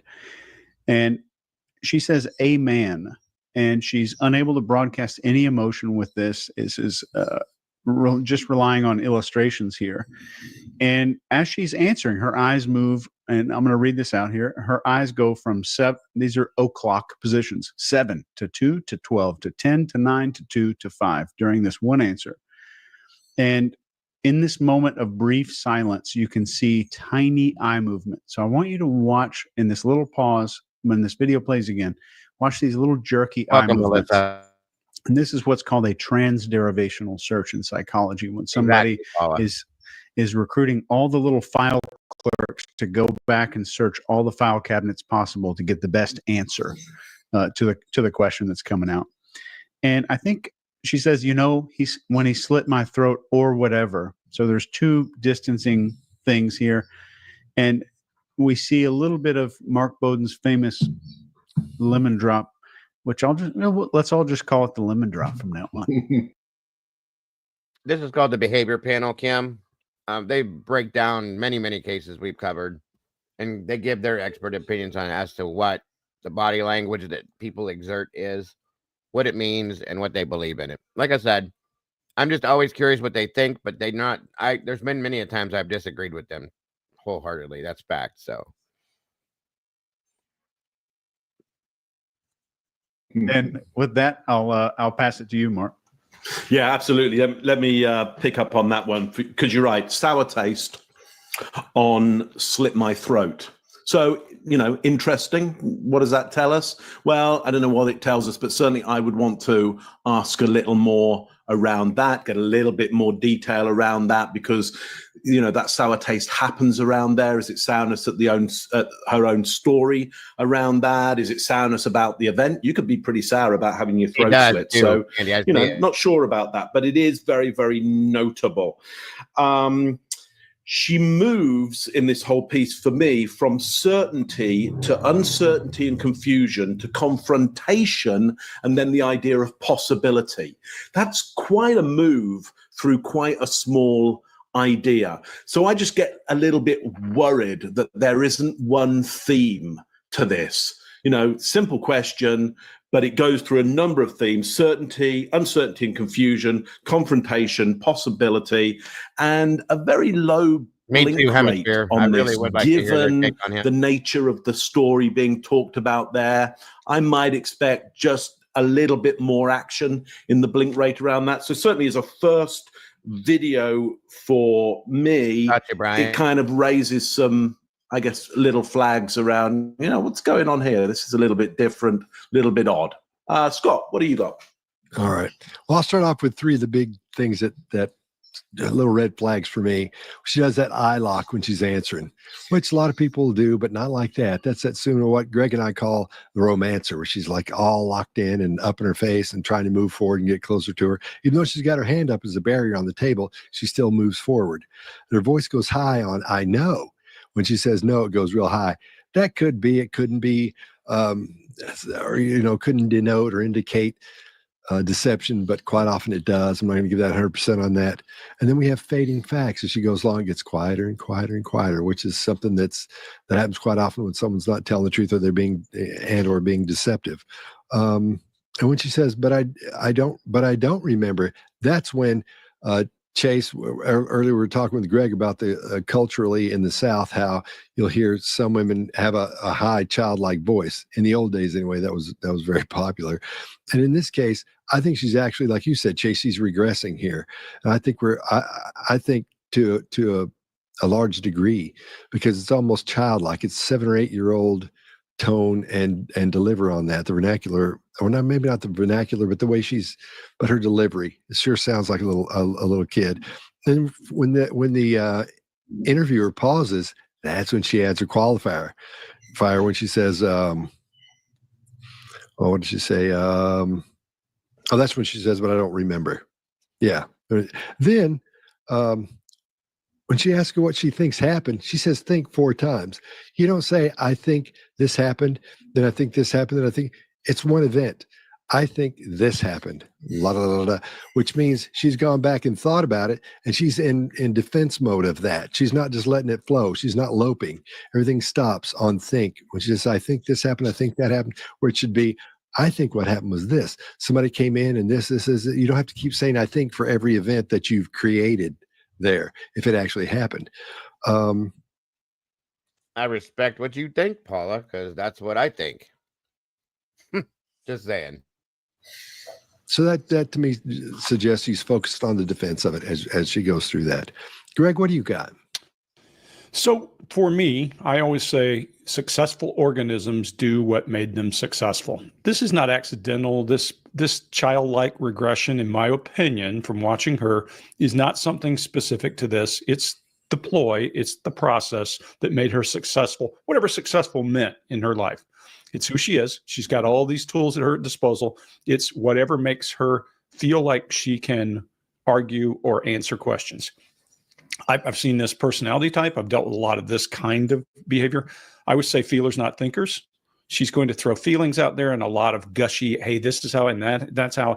You can't discuss feelings. Feelings are not tangible things. So they may mean something different to every person. They're usually really good at putting the shoe back on your foot. So it's not about them. It's can you imagine? It's not about how I felt. It's back to you. It's putting you back in the story. So that's circular logic. And if you've ever argued with someone in circular logic, it feels like you're an idiot when you're finished because they just keep looping back to the same thing, handing it back to you in a different flavor. And I think we'll see more of this as we go. And if you were interrogating her, you'd see a lot of it. When she says, can you imagine? She does a slight smile, if you notice that. Can you imagine? A little bit of a smile, nothing to smile about, then sorrow, a little grief in her forehead, and then that kind of plaintive, I don't know, I don't remember. That all that together is a technique. All that together, I'll bet if you deal with her a whole lot, you would see it. When I was a kid, the old Southern women would say, sugar won't melt in that girl's mouth. And that meant that they were doing something. They were working some kind of a ploy. And there's knowledge and wisdom in old sayings that old people have. That's been there a long time for a reason. Now that old South is dead, but that kind of stuff still lives on. She goes into creative very early, and Chase, you're dead on about her eye accessing. We think about people going to one place where they remember, another place where they create. She goes off to a specific place when she starts to talk about this whole thing about what happened. She does a request for approval, brow up when she's talking about, then he slit my throat or whatever. Well, hold on a minute. In my life, I've had a bunch of things that Welcome, qualify as Paula. whatever. Wonderful Your throat to see you, being slit's dear. not a whatever. He slit my throat, period. That would be an emphatic. That's an odd thing to do. And then she turns to that romancer and starts to lock eye contact. I think if you push her hard, if I were interrogating her, I would suck up to her real good, make her think, well, you're pretty and smart. Aren't you just brilliant? And then as soon as I got her to believe I believe that, I would start pinging her and poking her and watch that facade dry up, watch her come out. And we'll see some of that as this goes on. This is a good intro. I don't see anybody that I think is innocent or terrified. I see quite the opposite here. Successful organism being successful. That's it. Her neck wound is still. Honestly, and I don't even want to think about this, and this shouldn't even be at least a conversation piece, in my opinion, for anybody that's been through losing a child. But I think if it happened to me, I would probably go to the cemetery and celebrate on their birthday in some form with them. I would be there in that sense, I would think. That's how I would be too. Maybe not to the extent that she did, but people do things different. That doesn't mean it's wrong. I think people read into that a little bit more. This is just my opinion, mind you. I think people read into that a little bit more per se than what they maybe should have. That's just an opinion again, guys. Nobody's got to agree with me, please. But yeah, I did think that they looked at that because they were already looking at her. Okay, think about that. I think she was already being very, very heavy duty,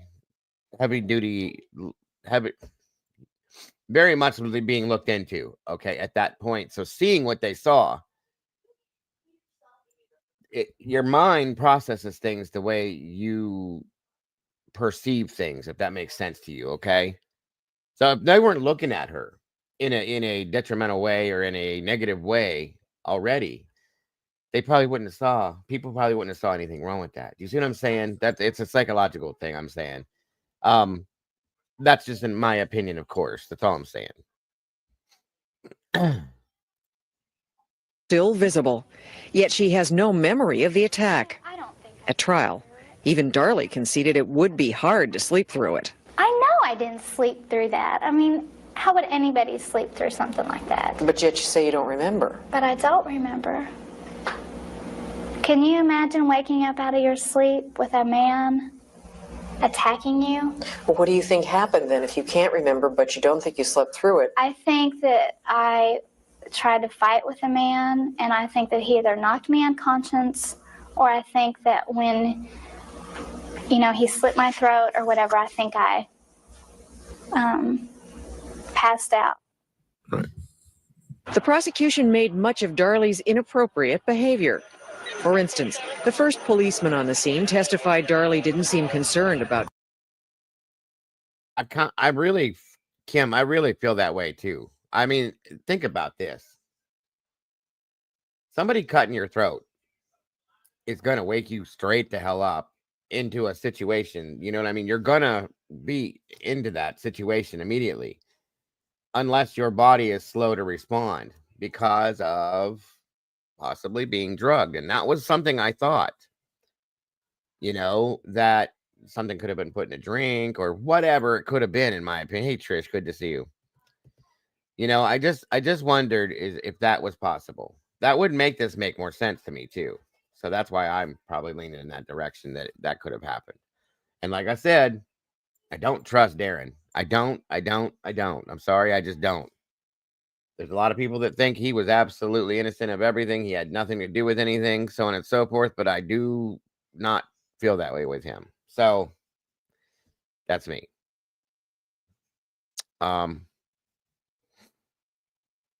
Yeah, and see, that's something else, guys. That's why I said people saw that whole birthday thing. They didn't see all of it. They saw what they wanted us to see. Like Alicia said there. She was breaking down before that. They didn't show that. Why? Because it doesn't play into the narrative that she... And I'm not saying I think she's innocent or guilty at this point. I don't really know what to think of this yet, okay? But... we've seen how many cases where they have displayed specific images for us to see to follow a narrative. Just remember that, you guys, is all I'm saying. James said, in my opinion, she blamed it on the intruder, but actually was doing this because she wanted revenge to her husband. Maybe. Could be, James. I don't know, but now I will say this. Thank you, Mama Bear. As we all know, that Darren forced her to look a certain type of way, okay? And I'm saying forced because he put it in her head, and it doesn't take much to do that to somebody, and it's disgusting to me that it happens, but it does happen. The diet pill fen that she was taking, it was 4 months prior to the murders, causes severe neurological issues. The pharmaceutical companies producing the drug covered up evidence that it was neurotoxic, and did not financially support any studies of the drug's effort on the human brain because they knew it was neurotoxic. Did not release this information. Thousands of people that took this drug were unable to function normally, having acute memory retention problems. Fenfluramine and phentermine were linked to serotonin neurotoxicity issues, severe depression, short-term memory loss. Some users who had taken the diet pill for just 45 days reported these neurological issues. Darlie had been taking it for 4 months. Users also reported drastic changes to their sleep habits, once being light sleepers and now able to sleep through appalling disruptions, bingo, while on the drug. And that came from Reddit, so you take it how you want. But I do remember when Fen came out, I remember hearing bad things about people taking it, guys, and a lot of people being told not to take it because it caused this, that, and everything else. Well, if it changed sleep patterns to the point where you could sleep through drastic disruptions, that would explain right there how she slept through what she did to an extent, and then was awoke. Okay, and she was awoke because she heard her child. That's a mother's intuition, and a mother that's not connected with being a mother and their child would not be woken up by that, in my opinion. That's just, again, this is all my opinion, you guys, so nobody has to think that anything I'm saying makes any sense to them. So there's that too. Damon. He's got his eyes open and he's trying to breathe. I told her that she needed to help him, but she just wouldn't help him. That's a lie. There's no other words to use. That's a lie. She says. And you know what? Even if that's true, I was a first responder. Okay. I've been on scenes, not quite as dramatic as that, but similar. Parents go into shock, folks, when their child is being hurt, injured, in a bad situation. I've done it. Where they will freeze sometimes. Because you can't believe what's going on in front of you right now. This is your child, your baby, and they're hurt. I agree, Kim. We definitely need a toxicology report. And you sometimes not everybody reacts the same way. I've done it, and I'm a first responder, folks. Okay, with people I care about, my children, family members, friends. I've been on scenes that I've had friends there that I had to step back out of because I couldn't actually function right in it. Okay. I'm saying people's emotions sometimes run them more than their brain does, or before their brain does. Is all. Micro blue welcome, and that's just all there is to it. So that is one thing I will say is a normal situation. It's not because she didn't. I don't believe that is because she wanted him to die. I just think she was in shock. Period. I mean, there's no two other ways to say it. That's what my absolute opinion is on that situation. She comforted Damon. I told him to hold on. I told him to be strong. And he said, okay, Mommy. He shook his head. That was the last words I ever heard him say. All right, Mark, what do you got? Yeah, so look, there's a lot of good stuff going for her here. You know, that's a lie, that's a lie. That's pretty clear. Says it twice, okay? Pretty emphatic, so I like that. Grief comes, and there's some strong muscles here as well. So, and some curving in the eyebrows, which is difficult to do off your own bat. It usually does happen with a real emotion. She gets reddening in the cheeks, the nose, the eyes, the lips. Again, hard to do on purpose, hard to put on. So all the right muscles in all the right places, and a very emphatic idea of somebody else's lying, and that would go really well for her until she clocks the camera. And by clocking the camera, I mean looks right down the lens. Now, and look, it's easy to do. It's easy to do when you're on a film set, you're on a TV set. It's easy because often there's a lens cover and it reflects light, and it's very easy for just some light to shine in the lens and your eyes just go over there and go, what's happening there? Interesting thing about the lens covers as well is you can often see your own reflection in there, and you can see how you're doing, you know, and if you just look off camera and just catch yourself, you can go, oh, great, I'm in shot at the moment. This is a really nice shot of me. The unfortunate thing about this is either it is a narcissistic compulsion that during this emotion to go, hey, how am I looking? Am I doing pretty well? Are you getting this? This is a good shot of me, isn't this? This is going well. Do you get that emotion? Are you getting it? Is it good? So it's either that or an accident. Okay, so it's either that or an accident, because the emotion is pretty good and a tough one to fake. It's pretty good, but that is a bit of a problem, that look down the camera. It's a little bit too long, feels a little bit too knowing. We can't make any decision on that alone, but let's see how the... Yeah, I don't know that they did a tox on her, Bear. I hoped that they did, but I have never seen one anywhere on it, so I don't know. Rest of this pans out. Chase, what do you got? Yep, I agree with you. The grief muscle is powerful, but we see grief when she's talking about her innocence as well. So it's an unusual place to see it. And I think that this grief innocence has been what gained her the primary three things since childhood, which is compliance, control, and social reward. We get what we want from other people. And when she says that's a lie the second time, it's rare to see it, especially in a video that's older than, 5, 6 years old. There's pupil dilation. There's about 1.5 to 2 millimeters worth of pupil dilation. And this is part of our nervous system. And especially, this is some research. If you want to look this up, this is Kupkova. This is very recent. 2017 is the most recent study I've found.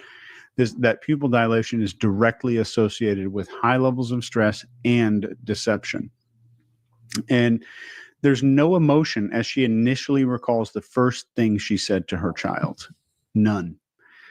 And then I think she realizes when she says the second part of this, she realizes, Cam. I forgot to turn that on. And I think as far as, Mark, what you were saying about the camera lens, her whole life, from a person like this, her perspective, I personally believe there's some psychopathy here, that her whole life is a camera lens. Every person who looks at her feels like a camera lens to her. And I've got no research to back this up, but I've never once in my life seen a person go through an extreme emotional high of crying and feel the need to make eye contact at the same time.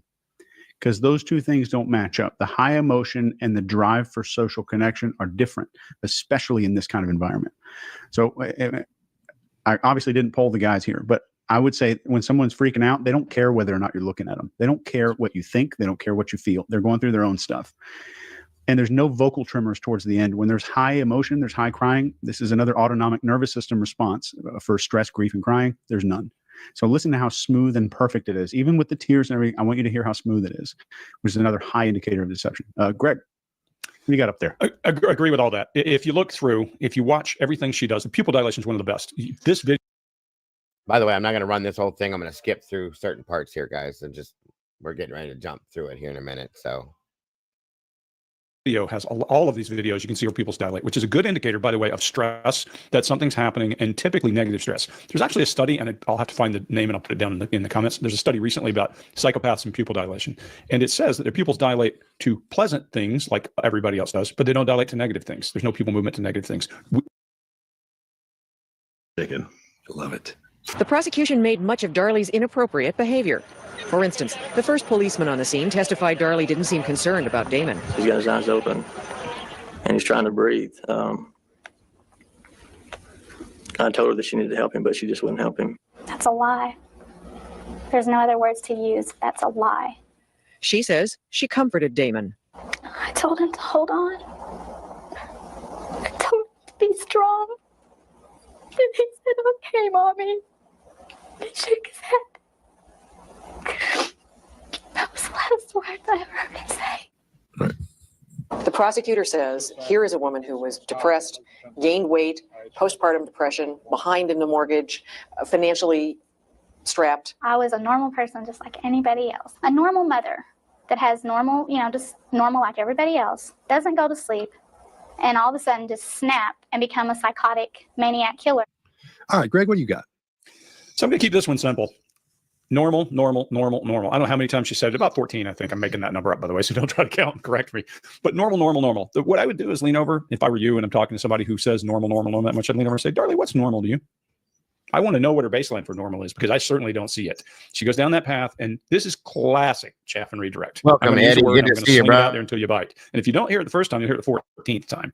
There's a lot of pupil dilation when she's questioned here. I mean, you see her pupils dilate. And Chase, I love. And that's true too. Read that through the article. Another first responder completely and totally contradicted what that one said. So they went with the one who made her look uncaring. And again, it all plays through the narrative. We see this happen all the time, you guys, more often than we don't anymore. And it's really sad. And this has been a while back that this was going on. So there's that too. Okay. it just doesn't change. And it's sad to me. It really is. Love this one because I'm a big fan of pupil dilation as well. So having a video this old and having the capability to see it, 'cause I think she's been in prison about 20 years, I would lean into her and say, is it normal to go to your child's grave with silly string? I would do a pregnant go down right there to see, because I'm going to tell you, there's some negative stuff that if you poke on it a little bit, you'll get to see it. And we'll see it coming up. So normal, chaff and redirect. She's trying to get you to bite and say, well, yeah, of course that's normal. Of course, if you're normal and that's normal, there's no way you would wake up and kill your kids. There's not a denial of anything. Look, I had a life. I had this. I had that. We don't hear, look, I didn't kill my kids. It's that no normal mother wakes up and kills her kids. And that's it. Scott, what do you got? All right. I agree with you 100%. And we're seeing smiling. She shouldn't be smiling anywhere in here. And when she's just cranks right open with smiling right there. And why she's saying all this is because this is what she's heard. And as a psychopath, she's saying this is normal because she's heard that would be normal for it to act that way. So right down the path of a psychopath, and from where I'm coming from. Chase, what do you got? Yeah, let's just recap her words really quick, since I like to do this in every stinking episode. I love that, actually. In order of appearance: normal person, like anybody else, which is you. Normal mother, normal. No, Cam. Everybody has the right to their feelings on this. There's a lot of people that do think she's innocent. There's a lot of people that think she's guilty as all hell. Okay. And there's probably a mix of us in here that have different feelings on it. That's what it's all about. I'm not 100% on it. Okay. I could lean in both directions in some aspects. I still can't I'm telling you, I do not trust Darren. That's all I'm going to keep telling you that again and again. That's the biggest thing with this with me on this. And that's absolutely it right there. So feel how you need to, Kim, or how you want on this. Nobody's going to say anything against it. Okay. That's your right. I dare somebody to challenge it. That's all I'm saying. Normal, like everybody else, psychotic, maniac, killer. She's drawing a big distinction there between those two things.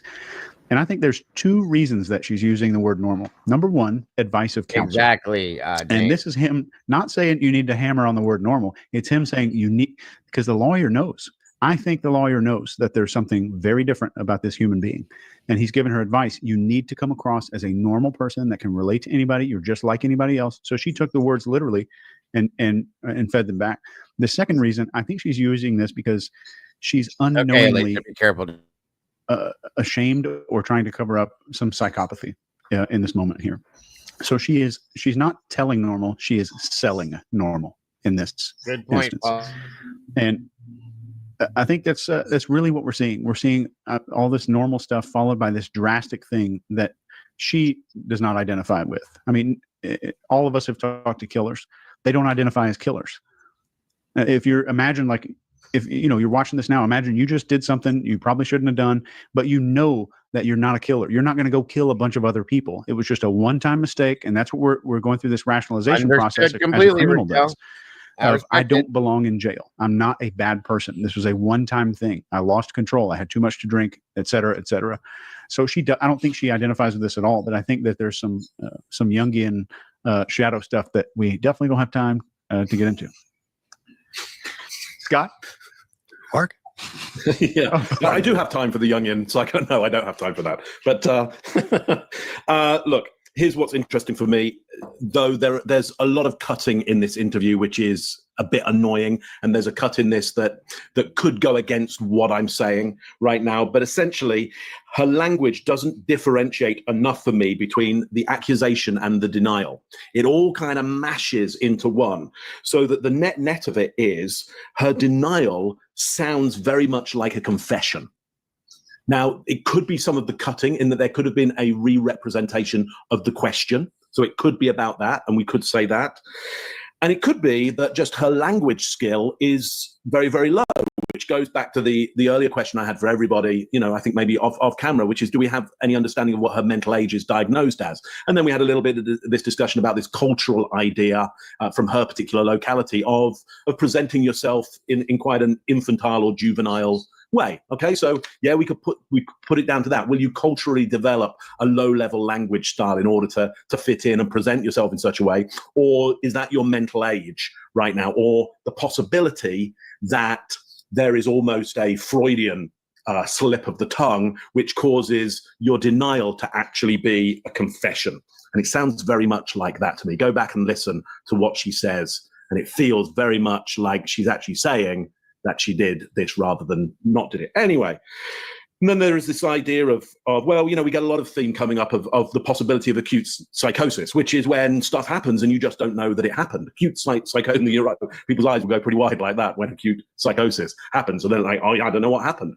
Many murders happen like that, very ordinary murders where people see red, they lose it completely. Yeah, they're violent. And then after the fact, it's like, I just can't remember what happened there. Can't remember what happened. That's often an acute psychosis. So there's an idea that she puts forward of psychosis there. Maybe she's heard that talked about. Maybe a doctor's come in and talked to her around that. I'm not quite sure. Anyway, that's what I got on that one. And I think we're all done. One note to add back, when we talk about language use, you have to take into account culture. You have to take into account a person's education level and just how they use language. For example, what is this? It's a pen, right? Well, I'm a deep South boy. This is a pen. There's a big pen. There's a straight pen. There's an ink pen. We add words because the way we pronounce letters and the way we do things. There's also common usage in parts of the South. And Scott, you always say, you can tell who I'm hanging around with because there's common usage that we drop consonants off the end of words and that kind of thing. So you have to take into account where she's at. She's also now in prison, and whatever language she's using, culture matters. So we have to pay attention to word patterns in that as we're talking about this. Yep. The prosecutor says, here is a woman who was depressed, gained weight, postpartum depression, behind in the mortgage, financially strapped. I was a normal person just like anybody else. A normal mother that has normal, just normal like everybody else, doesn't go to sleep, and all of a sudden just snap and become a psychotic maniac killer. Bill Parker, a veteran interrogator who tried without success to get a confession out of Darlie. He insists she did say repeatedly, if I did it, I don't remember.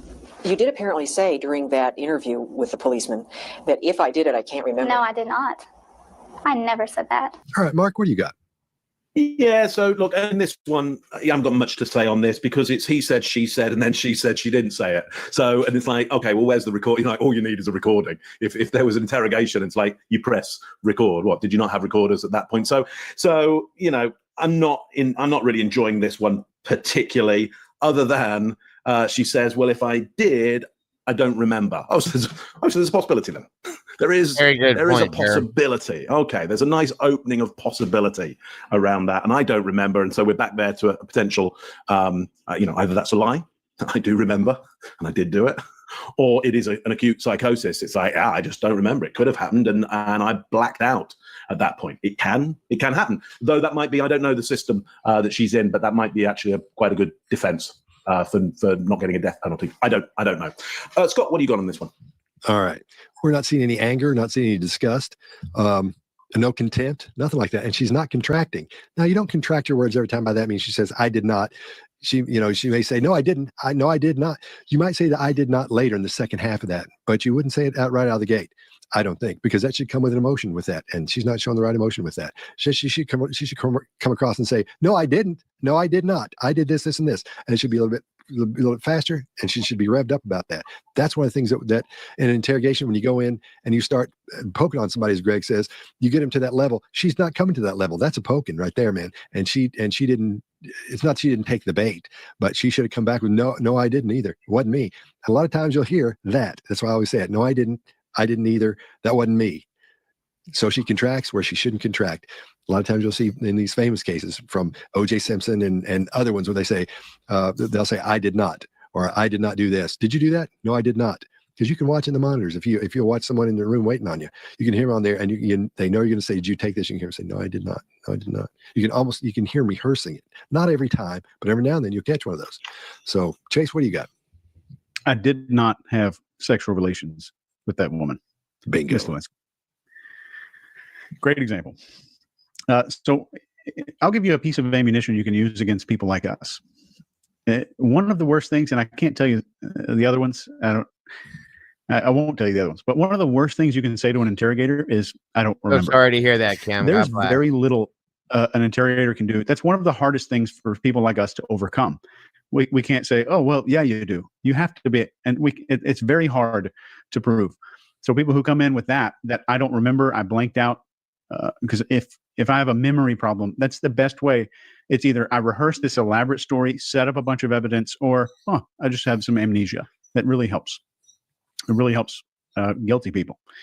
There's pupil dilation right before the denial at least a minimum of 1 millimeter. I tried measuring it on my iPad Pro today with a little Apple Pencil, and I couldn't get it because she was moving around too much. There's an eye flutter with the denial and a non-contracted denial. I did not. So that all, I mean, just let's go by the numbers. BTOE, behavioral table of elements, that's a 12. Greg? I agree with you guys. All this stuff coming together. She does have a blink rate that goes up. She has an increased blink rate. She has more emotion, more denial than she had about killing her kids when she was normal. Go back and watch video 3 and compare to this. And look and see. She looks a little more pissed about this than she did about killing her kid. That just seems out to me. It feels awkward. It feels out of place. Her pupils do indeed dilate, and then they pinpoint that flash that you see. I love that. It's one of the best indicators that stress is hitting somebody. And I've told you guys before, the only time I've ever actually hurt anyone with words was seared guys. And when your pupils start flashing, you know it's time to give them a little bit of a break. So backing away from it. She does a request for approval when she's saying, I did not. Well, I would just say, no, I didn't do that. I didn't do it. But everybody talks a little differently. And I think, Chase, what you're just hammering on, there's enough here to say something is causing her to have raised fight or flight, whether she's pissed about this. And I'll go all the way back to when she first was interrogated and he was doing this. That's a great opportunity for you to delay his time. If you put him to work, say, I don't remember. I could have, but I don't remember. Well, I could have, I probably would never say. Advice to you, if you're ever accused of a crime, don't say I could have, but I don't remember. I don't remember is good enough. Don't add that caveat in there. And she's got that kind of look like we're starting to ramp her up just a touch. We'll get to see a little more ramp up as we go.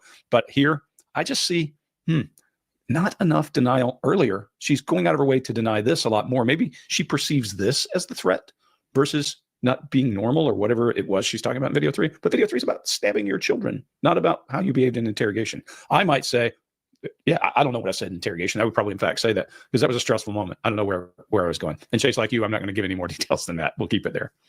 Bill Parker, a veteran interrogator who tried without success to get a confession out of Darlie. He insists she did say repeatedly, If I did it, I don't remember. You did apparently say during that interview with the policeman that if I did it, I can't remember. No, I did not. I never said that. Right. If I had done this to my children, I would be the first person to stand up and say, oh my God, I need help. What have I done? You know, a mother couldn't live with herself. But now, Darlie, they're saying that you could live with it because you're a psychopath and that you could kill and not have a conscience Sure, that about fits it. their theory. All right, I'll go first on this one.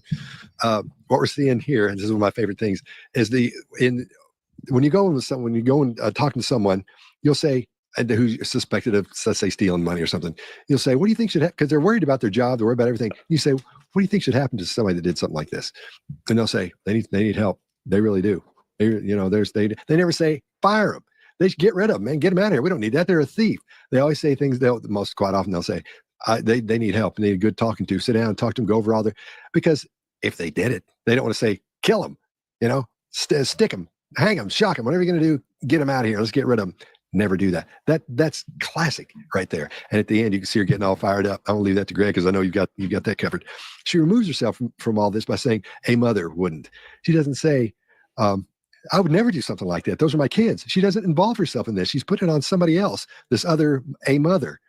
It's just bizarre behavior for a normal person, for a mentally normal person, when the brain's working the way it should. And she's doing it because she doesn't know it sounds odd. It sounds completely normal to her. She doesn't think that sounds weird. She doesn't think it sounds. I don't really know, Bonnie. I can't put my finger on it. There's something about him that bugs me that I can't explain it to you guys. It's stupid. That's why I don't really like, other than explaining that I don't trust him. There's something about him that just gives me this really dark, bad vibe. Something, I don't know what it is. It could be nothing. It absolutely could be nothing, but it's there and it doesn't go away. So I'll say that much, but that's all I can tell you, Bonnie. I really don't know, hon. I wish I did. Odd at all. Not even a little bit. She's selling it. She's way into it.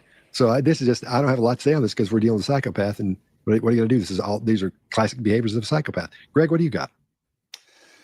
This is real Darlie starting to come Good out. point, This is real Darlie starting to come out. You start to see that she gets a little pissed. Narcissists get pissed when you point out flaws and that kind of thing. And so we all know that all psychopaths are narcissists. Doesn't mean that all narcissists are psychopaths. And Chase, I know you were going to jump on this, and all of us are going to mention it. I call this a self-stated punishment judgment. You know, I would need help. Well, if I were saying that, I'd say I need my ass killed or beaten with an axe handle, whatever, right? I wouldn't say I need help. That maybe that is a cry for help. Who knows? But certainly anybody who killed your children, you don't think they need help. You think they need gone. Yeah. Even the kindest of people are going to say they need to be gone. She eye blocks when she's saying that. If you notice, she looks away, and her pupils, again, these pupils are moving constantly on her. And the last one I will go with is when she says, sure, that fits their narrative or what they want to believe or whatever she says in those exact words. That's her coming out. That's her raising her claws, and she's getting ready to say something. I would have leaned over and said, everybody thinks that you did it. And in the interrogation room, then she would get pissed off and I'd say, everybody said you're a psychopath. And you know how we know? And I'd start pointing out how we know she's a psychopath. And then you would see the mask move. And then you get to see anger and all that stuff that comes with it, because now the organism is not being successful. And like I say, whatever works, and you keep doing it. When it stops working, you always say the slip of the mask, Chase, when all those subroutines they have that worked don't work, then the things that are instinctive come to the surface.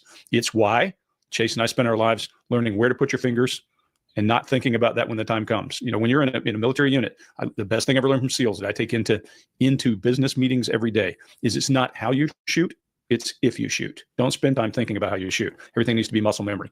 And every one of us as successful organisms has a lot of subroutines and things we're walking around using every day. When we get out of that thinking brain, we get out of that behavior pattern that's normal, and that cat brain comes up, all that other stuff comes out. And that's where we get them, is we push them to the point that all that other stuff comes out. Right here, you're seeing just a sliver of that, I think. Mark, what do you got? Yeah, so one of the subroutines that you would expect to be running in any social mammalian brain that is well positioned would be looking after other people. And so if somebody says, hey, what should happen to that person, the person who may have killed some kids, even the kindest person is going to go, okay, well, they need locking away somewhere. They need to be outside of society, because they would worry that it would happen to other people's kids. Because we're designed, as social mammals, we're designed to, yes, look after ourselves, look after our progeny, but look after others like us.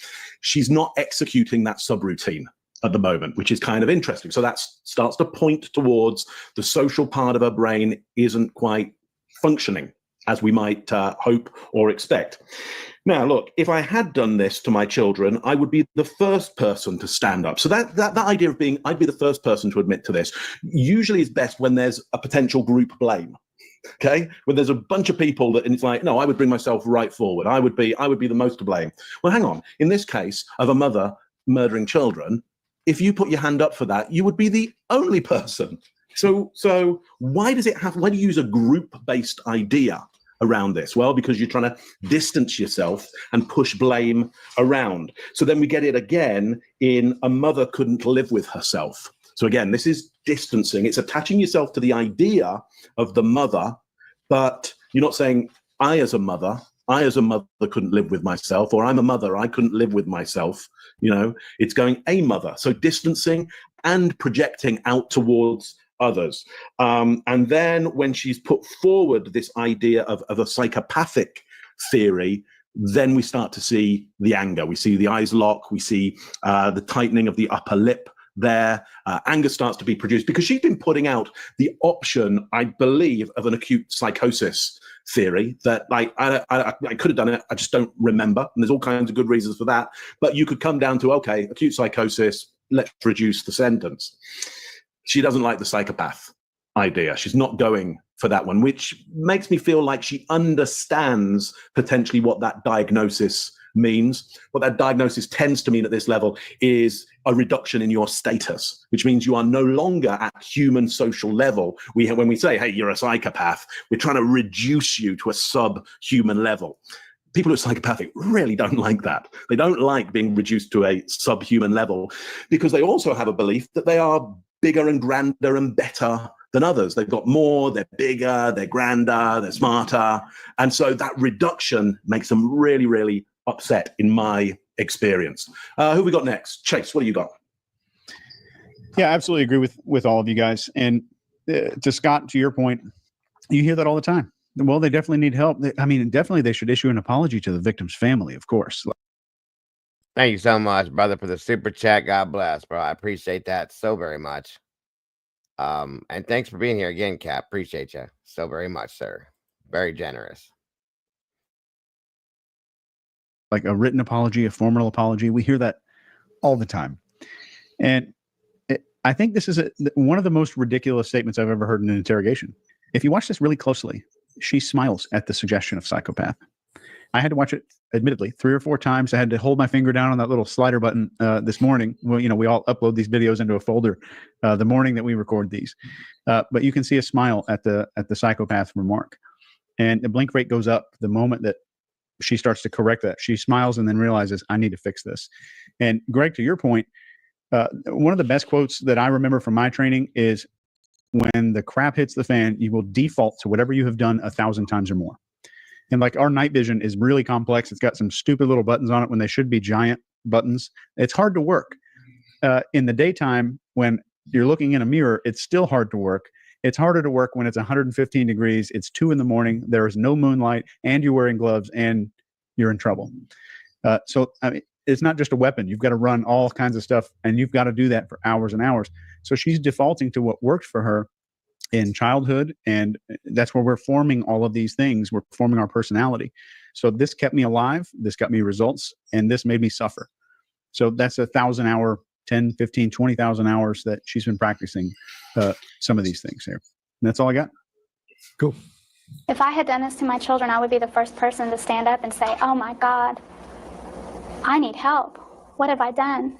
A mother couldn't live with herself. But now, Darlie, they're saying that you could live with it because you're a psychopath, and that you could kill and not have a conscience Sure, that about fits it. their theory. Happy birthday. What really worked for the prosecution at the trial was this videotape of the party at the grave. Happy birthday, dear darling. I asked Darlie to look at it again. Do you not say, as I do, oh, for heaven's sake, Darlie, chewing gum, smiling, spraying silly string, and the jury wanted to see it over and over again? You still don't think it was wrong? No, maybe it's not the way that everybody would choose to do.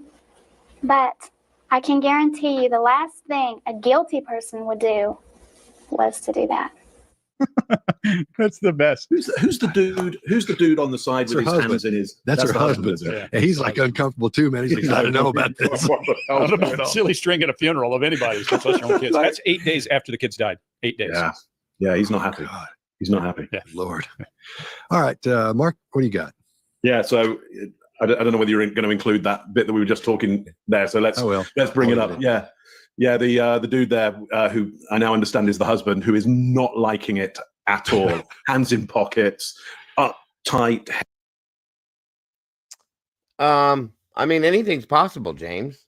Could the husband have done it in anger towards her, drugged her, killed the kids, then stabbed her, dressed looking like an intruder to not be? Very, very possible, especially if she was drugged. He wouldn't have to do much to change his appearance. If that was something, he could have just put a hat on or something, flipped himself around and just say it. You know what I mean? So I don't know, dude. I don't trust him. Something about him bugs me. I don't know what it is, you guys. I haven't put my finger on it yet. Thank you so much, Wisdom, for doing that. For Mama Bear. Appreciate that, guys. Those are Mama Bear's links. If anybody wants to support her channel in that way, it is very much appreciated. And thank you again, Miss Sherry. I think, did I miss another one? No, those are it. Okay, good deal.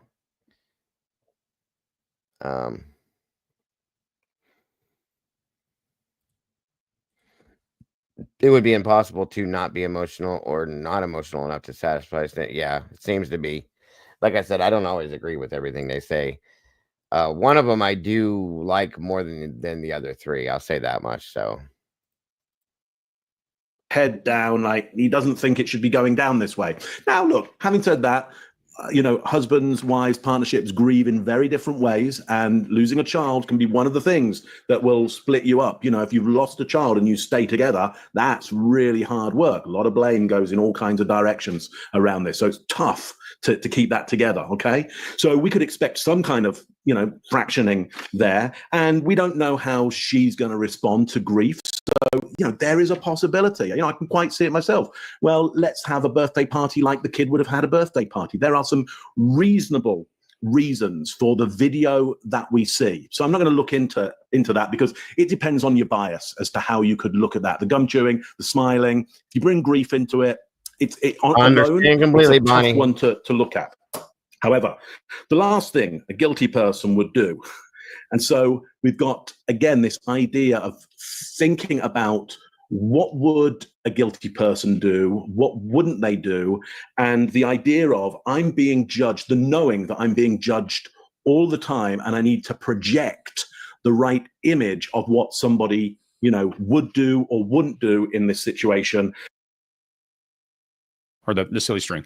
Look, I've lost a child. 7 days later, you're not happy. You're not cheerful. I can't remember how long it took before.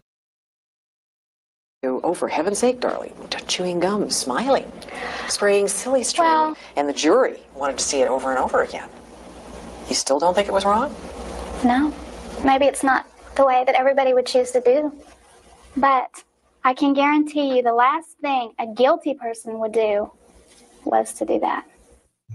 All right. Your husband's mother said to me, you said to her, wouldn't you want to see the person who did this die? Do you remember those words? I do. And I still feel that way today. But if it's you who dies. I know the truth. I know what really happened. I know that somebody else did this. So if I'm put to death, I'll leave this world with a free conscience. All right. Greg, what do you got? I don't have a whole lot on this one. Her blink rate increases a little bit, but she's doing a romancer. Staring right at the woman's eyes, trying to make sure she says the right thing.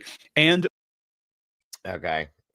And that's pretty much it for that, because it's just I was gonna say this is getting a little same things again and again and again and again. I just wanted to get what they thought of her as far as what they believe, whether they believe her or not, pretty much. And it's just they're going in a circle with this one, probably because there is nothing else for them to pick apart. You know what I mean? So there is that. All right, guys. Now here we go. One moment here. Hiya, Cassie. When did you pop in? Apparently not on my side.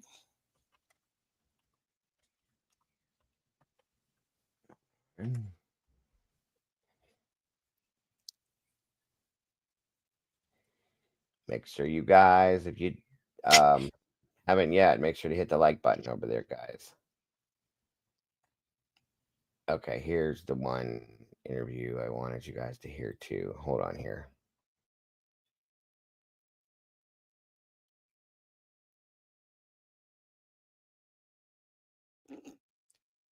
All right. I'll let you slide this time. So Ken Maines interviewed her sister, Darlie's sister. You guys are familiar with Kenny. I like a lot of what Ken does. A lot of people don't. I do. But either way, this is an interview with Darlie's sister, and I thought this was quite interesting too towards this. People know who you are and kind of what you represent. Sure. So I am Danelle Stahl-Fugate. I am Darlie Routier's youngest sister. And I have been advocating for her majority of my life since I was about 14 years old. But more recently, once I kind of got my kids to a point where they're old enough to understand what's going on, and with the Innocence Project coming aboard, I knew that there would be a lot of public. And that's something else, you guys. I didn't know a lot of you. I don't know if I announced it or not, but the Innocence Project did pick up Darlie's case. And they're working as we speak to prove her innocence and get her off of death row. That says a lot to me in some senses. And I'm curious to see what comes from that too. But this is an interesting interview. I'll say that too. Publicity related to Darlie's case, and that eventually will impact them. So I decided to take that into my own hands and start preparing the general public and my children for reality of what we're fixing to go through. Darlie is. There's the link to Unsolved No More, Kenny's channel, guys. Check him out. I think you'd be pleased with a lot of what he covers, how he covers it. He's pretty he's rough around the edges, but he's pretty real, folks. So check him out. I think you'll be pleased. There's the link again. Thank you very much.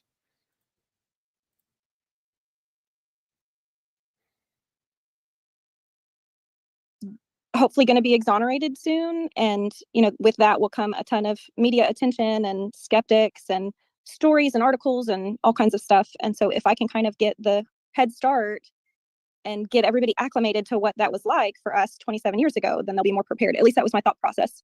So here I am on some social media platforms trying to advocate for my sister and trying to share the information that was misrepresented or things that were not known at the time that are known now.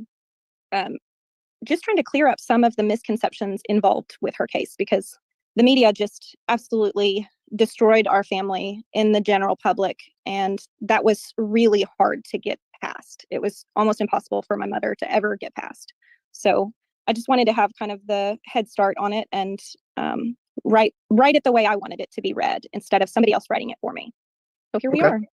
Well, that makes sense. Could we just go back to the beginning a little bit? You said this happened, I guess, probably when you were a teenager. What was your life like with Darlie growing up? So Darlie was my oldest sister, and she was very much a big part of my life. We were a very close-knit family. We did everything together, every event, every holiday, almost every weekend. We were all together. After Darlie and Darren got married, they moved to Dallas, and we moved shortly after that. There was more opportunity in Dallas than there was in Lubbock, and my mom just couldn't stand to be away from her daughter. So we picked up and we moved to Dallas, and yeah, she's on death row right now, Bix. Remember one time in my entire existence where I have seen Darlie be ugly to somebody, be rude in response to something. I've never seen her be violent.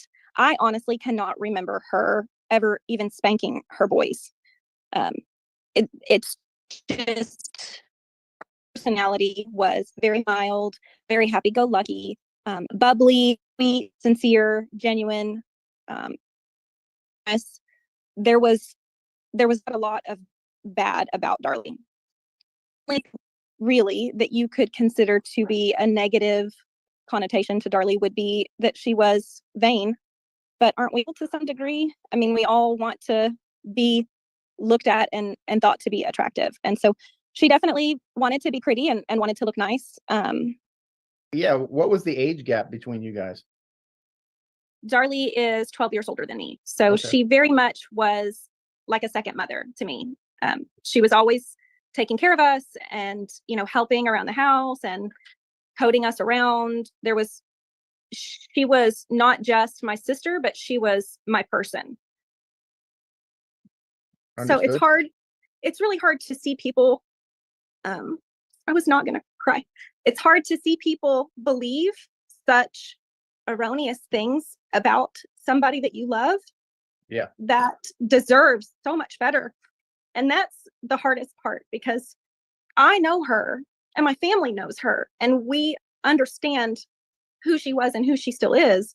And so to see these people, it kind of redistribute the information that she was an evil, self-centered, hateful, violent person is so far from the truth. It would be like your favorite female person in your entire life, somebody that would go to the ends of the earth for you and just about anybody else to help you in any way possible. It would be like that person being accused of killing their loved one. That's essentially the equivalent that I have to deal with.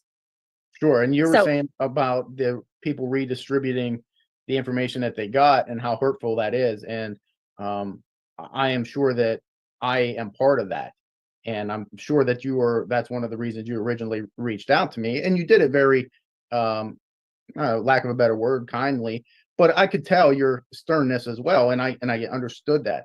And that's the reason that I reached back out to you, because one of the things that I hate is people that point the finger and are so vile and evil when they don't know the person. They may hear things, facts, and they put it together in their brain and then they attack. And I don't like that. I think a person needs all of the facts, and not just facts. You have to talk to the family members and friends who know them. And that is very important. And you brought that up. Yes. And unfortunately, with Darlie's investigation, they did not talk to Darlie's family. They developed this theory. It started with James Cron, who was a consultant. He came in at like 6 o'clock in the morning, and by 6:30 he had Darlie pegged as the intruder. And from that moment moving forward, everything was developed with that in their brain. They never reached out to anybody that would have been a beneficial interview to Darlie's character. The only people they reached out to, now they kind of set out feelers to pretty much anybody that they could find in contact with Darlie's life. But the only ones they actually got a second interview with or wrote down notes on was the ones that had something negative to say about Darlie. They didn't follow up on any leads because to them, they didn't think those leads were important, because in their mind, they knew that it was Darlie.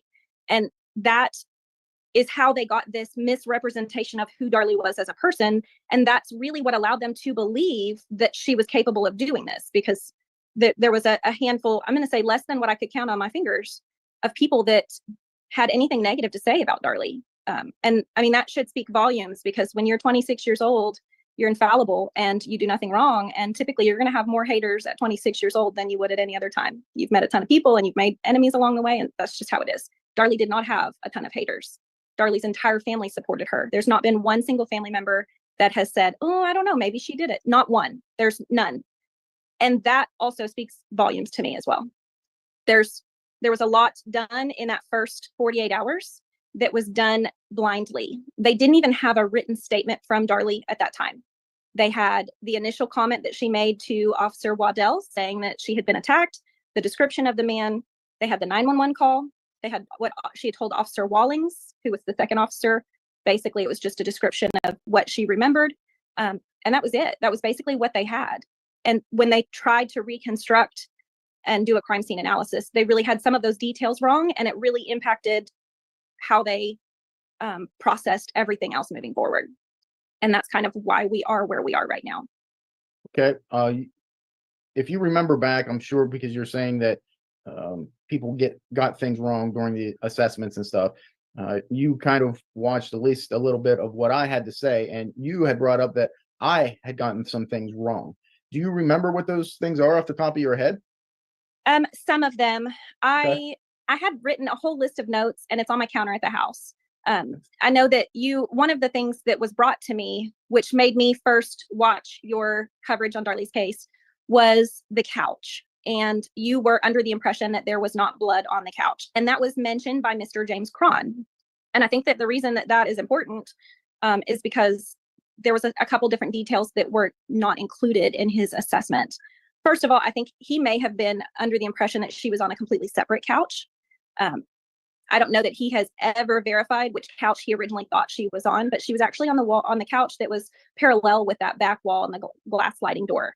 And she also had her head closest to the TV, not facing away from the TV. So when you look at the pictures, there is definitely blood on that couch. She was laying on a pillow, and she also had a blanket.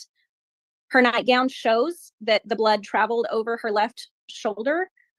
She was lying kind of towards her left shoulder, and when her neck was cut, that blood traveled back and up over her shoulder.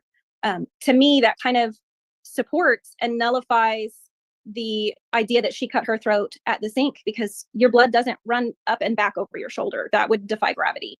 And it certainly supports the fact that she was lying on the couch when that initial wound was inflicted. I also think that a lot of people have this misconception that, there's going to be blood on every surface as soon as you're injured. And Darlie did not have any arterial leads. Damon had no arterial leads. Devin did have an artery that was punctured, but it was very internal. And so that bleeding was not squirting out like you would expect on an arterial bleed, like you see in Hollywood. It's very much not like the Hollywood representation of a murder. When her neck was cut, she was lying down. There was an altercation. We know there was an altercation because of her bruises and the state of her physical being. The inside of her lips were all tore up like hamburger meat. They were just raw and kind of damaged, for a lack of better words. She had bruising under her chin, some cuts under her chin. She had a cut on her cheek. She had bruising all over her breast. She had bruising from her wrists down to her armpits. There was a lot of bruising that indicated she had suffered some kind of altercation, and the blood supports that probably happened on the couch. She did not ever say to Officer Waddell that she fought the intruder at the counter. That's nowhere on the 911 call. You cannot hear it anywhere on the 911 call.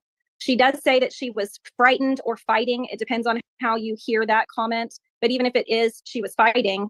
At this point, she's been attacked. We know she's been attacked. So she's able to understand that, okay, well, I was just fighting somebody off. It's not necessarily, I remember specifically the conflict or the engaging in a fight itself, because she really has no recollection of the actual attack. Her recollection starts when she hears Damon saying her name, pushing on her shoulder. She kind of sits up and sees this intruder or this figure receding from the crime scene and leaving through the kitchen. And at that point, she feels very panicked and anxious. She gets up and follows him out of instinct because she has no idea who this person is or what he's doing in her house. She doesn't know that she's been cut. She doesn't know that the boys are injured. Damon was just talking to her at her shoulder, so she has no idea. She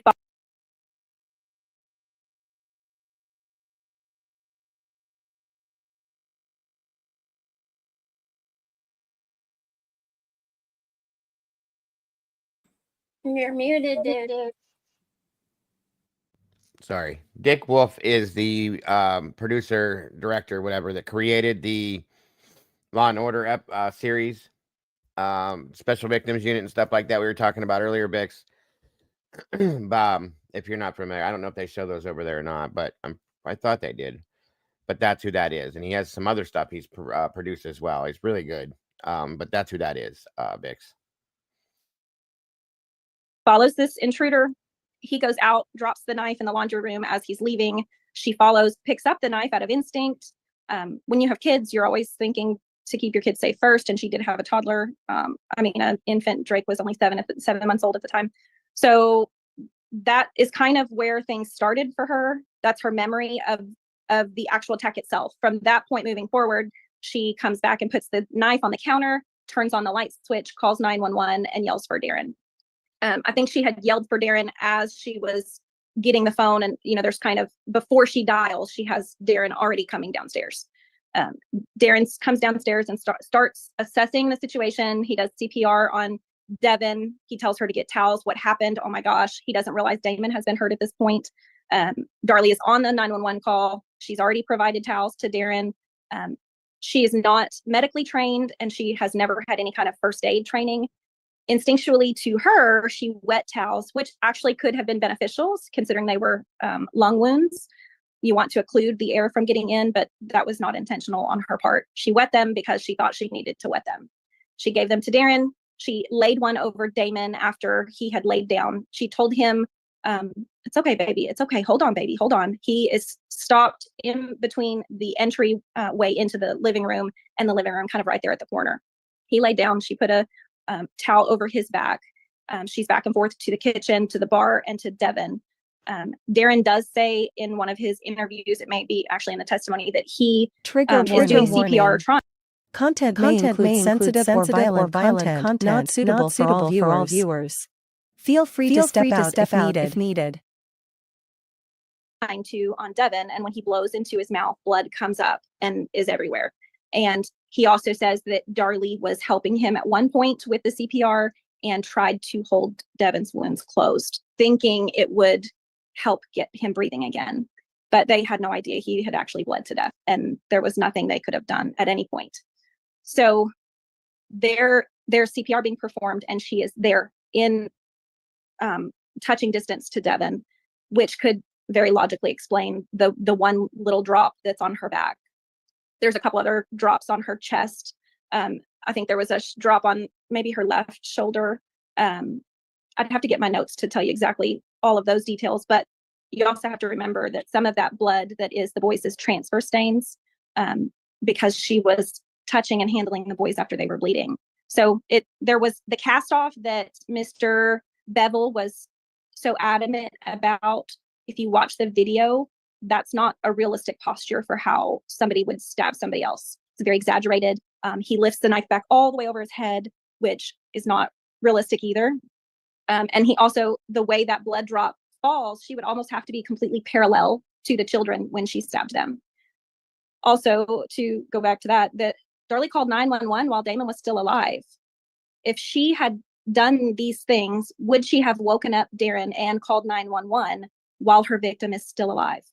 And would she have inflicted those wounds in such a visible place? I mean, her forearm and her neck, we live in Texas, that's pretty much always exposed. Even in the dead of winter, we're wearing short sleeve shirts. So if she was as vain as Greg Davis had implied, would she have inflicted these nasty scars to her neck and her forearm? I don't think so. I think it would have been a more subtle presentation of injury. You also have to remember that she had a gold necklace on at the time of the attack. And when you stand up, your necklace falls at the lowest point. And her necklace was in fact embedded into that wound. And if she was standing up when she cut her throat, that knife probably would not have even touched where that necklace was lying. Because she was lying down when she was attacked, the necklace was a little bit higher. When the knife went across her throat, it caught on that necklace and brought it into the wound. And it was definitely in the wound when the paramedics put the dressing on her throat. The one paramedic said that whenever he unclasped it in the ambulance and tried to remove it, Darlie kind of grimaced and he could tell that it was painful for her. So he stopped removing it and just left it exactly where it was, taped up under her gauze. When they got to the ER, they brought her in. They took off that dressing, evaluated her quickly. And when the nurse saw the necklace, he just removed it from her neck. And at that point, the paramedic had already kind of dislodged it from where it was stuck in there. So they packaged that up and turned it over to the police. There is a nick in that necklace. It very well could have saved her life. The injury itself to her neck goes through the platysmus muscle. And I'm sorry, I'm word vomiting all over you. The incision that was left behind touches and goes through the platysmus muscle, which is that muscle that controls this front part of your neck and has a lot to do with how you can control your control the movement of your head. Yeah, when you guys go like this and you see those muscles bulge, that's what those are. Because I'm a nerd and I know those things. Went through that muscle and then touched the sheath that covers the carotid artery. Anatomically speaking, that sheath is thought to be 2 to 3 millimeters thick. If it had severed through that, there would be nothing stopping it from severing her carotid artery, and that would have been immediate death. The only thing that prevented that was that necklace.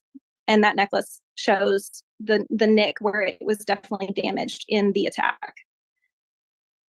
I don't want to derail your process here, so I'll let you ask me another question, and I'll try to keep it just to that question. I'm sorry. No, you're doing fine. I understand your position, and so I obviously want to give you a lot of space to be able to talk about whatever you need. Why do you think that they're called? Going off of the wound that you just described, how did it get out there that it was a superficial wound? That's a great question. So medically trained personnel understand that superficial is a description of location in medicine. Your superior vena cava is superior to your heart, but it's still deep inside your chest.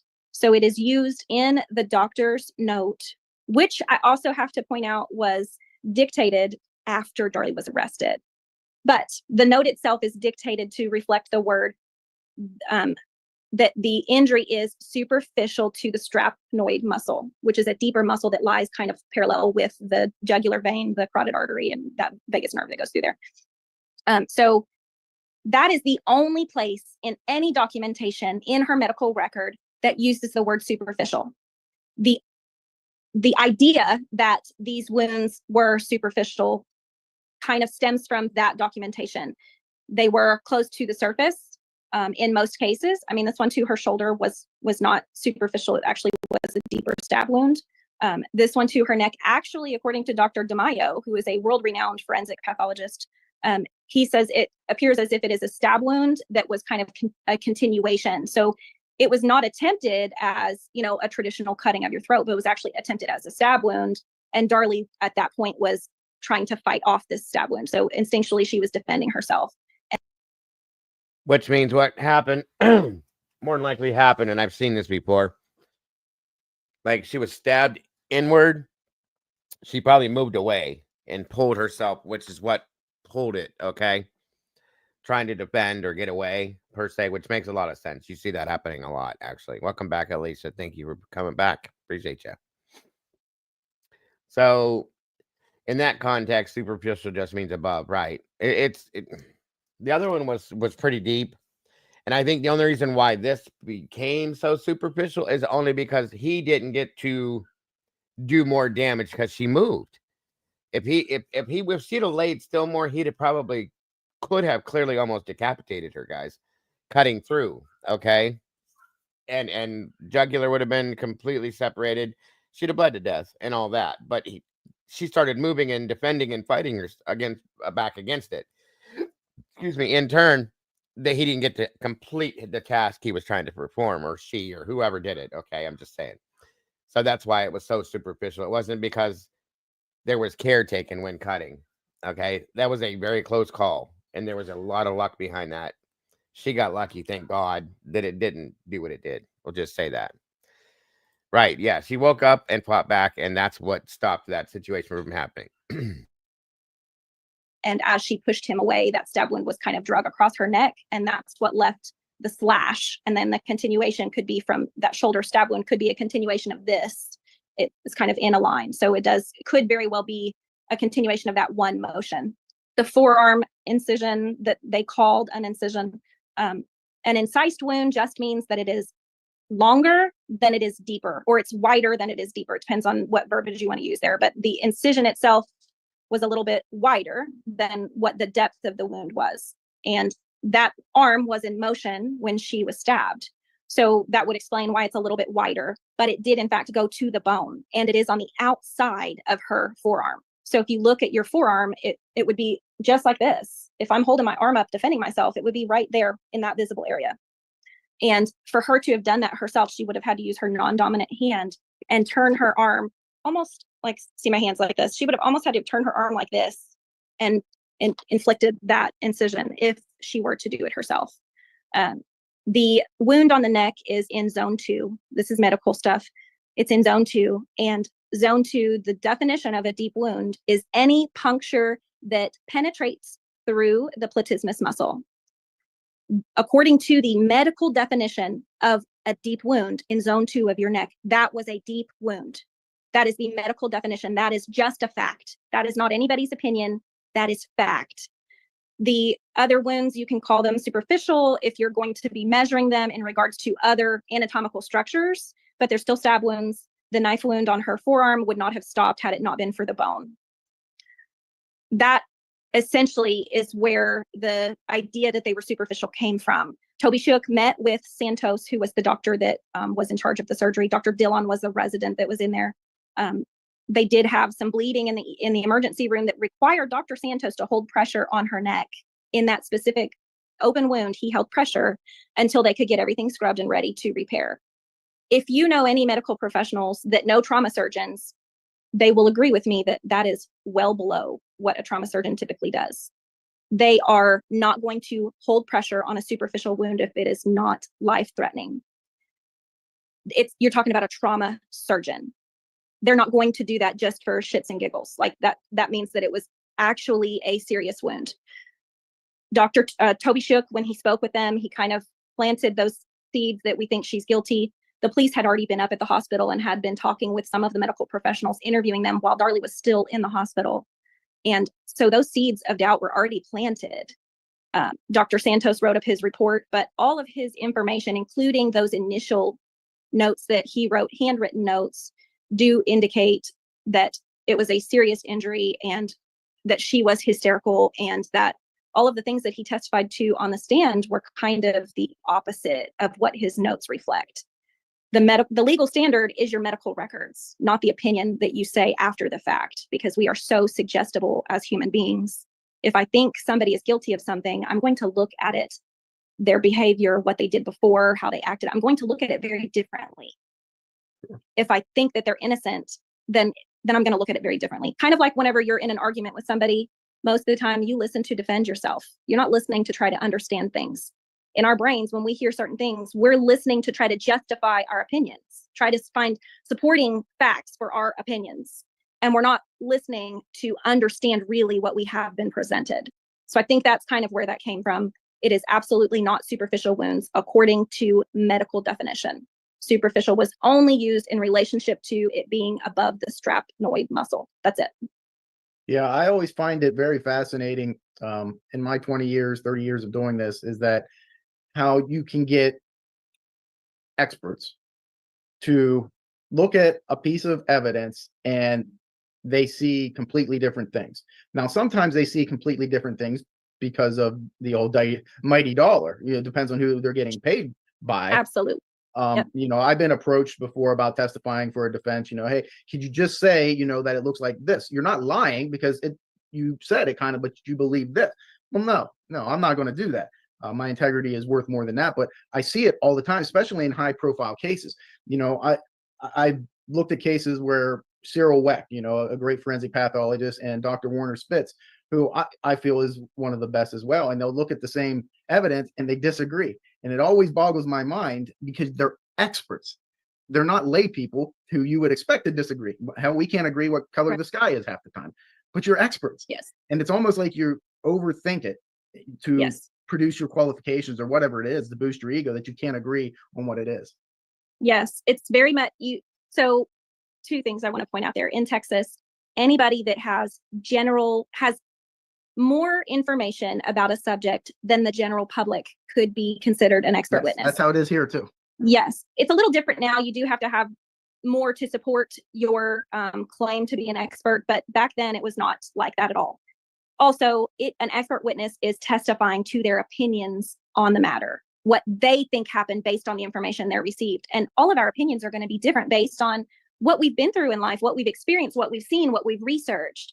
So you're going to get a difference of opinions. And if you shop around and you ask enough people, you're going to find an expert witness that will support it. Yep, absolutely. And it is a business. Being an expert witness is definitely a business. Look at Tom Bevel. He has made this his now career. And he does so by finding cases that he can speak to. And if he is paid the right amount of money, he says what is needed to be said. Now, I don't think he would genuinely get up there and fabricate a big fat lie, but I think he looks for creative ways to interpret the blood spatter. And that's very dangerous because you can't be creative with those things. You have to rely on it for what it is and not try to stretch it to meet what you want it to Just say. tell the truth. It has to just tell you exactly what it is. And that's all you can get from it. That's it. And sometimes it doesn't. Sometimes you just can't interpret it. And that is a lot with blood evidence. I mean, I've seen that a lot, specifically. Yeah, it's very subjective. It's very subjective. So we talked about that last night, Hemisphere. I have another one to go over today too, later, before we do our creepy show tonight. So yeah, I agree with you, Hemisphere. It does kind of remind you a little bit of. But why do you think then? I mean, do you blame the media, or do you blame the investigators to the narrative that your sister is a murderer? It is very much the perfect storm. Susan Smith had happened almost a year exactly prior to this.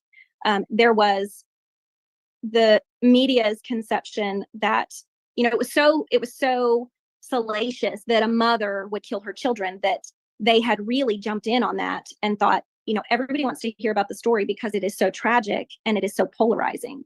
And so the media had just started doing this 24-hour reporting thing.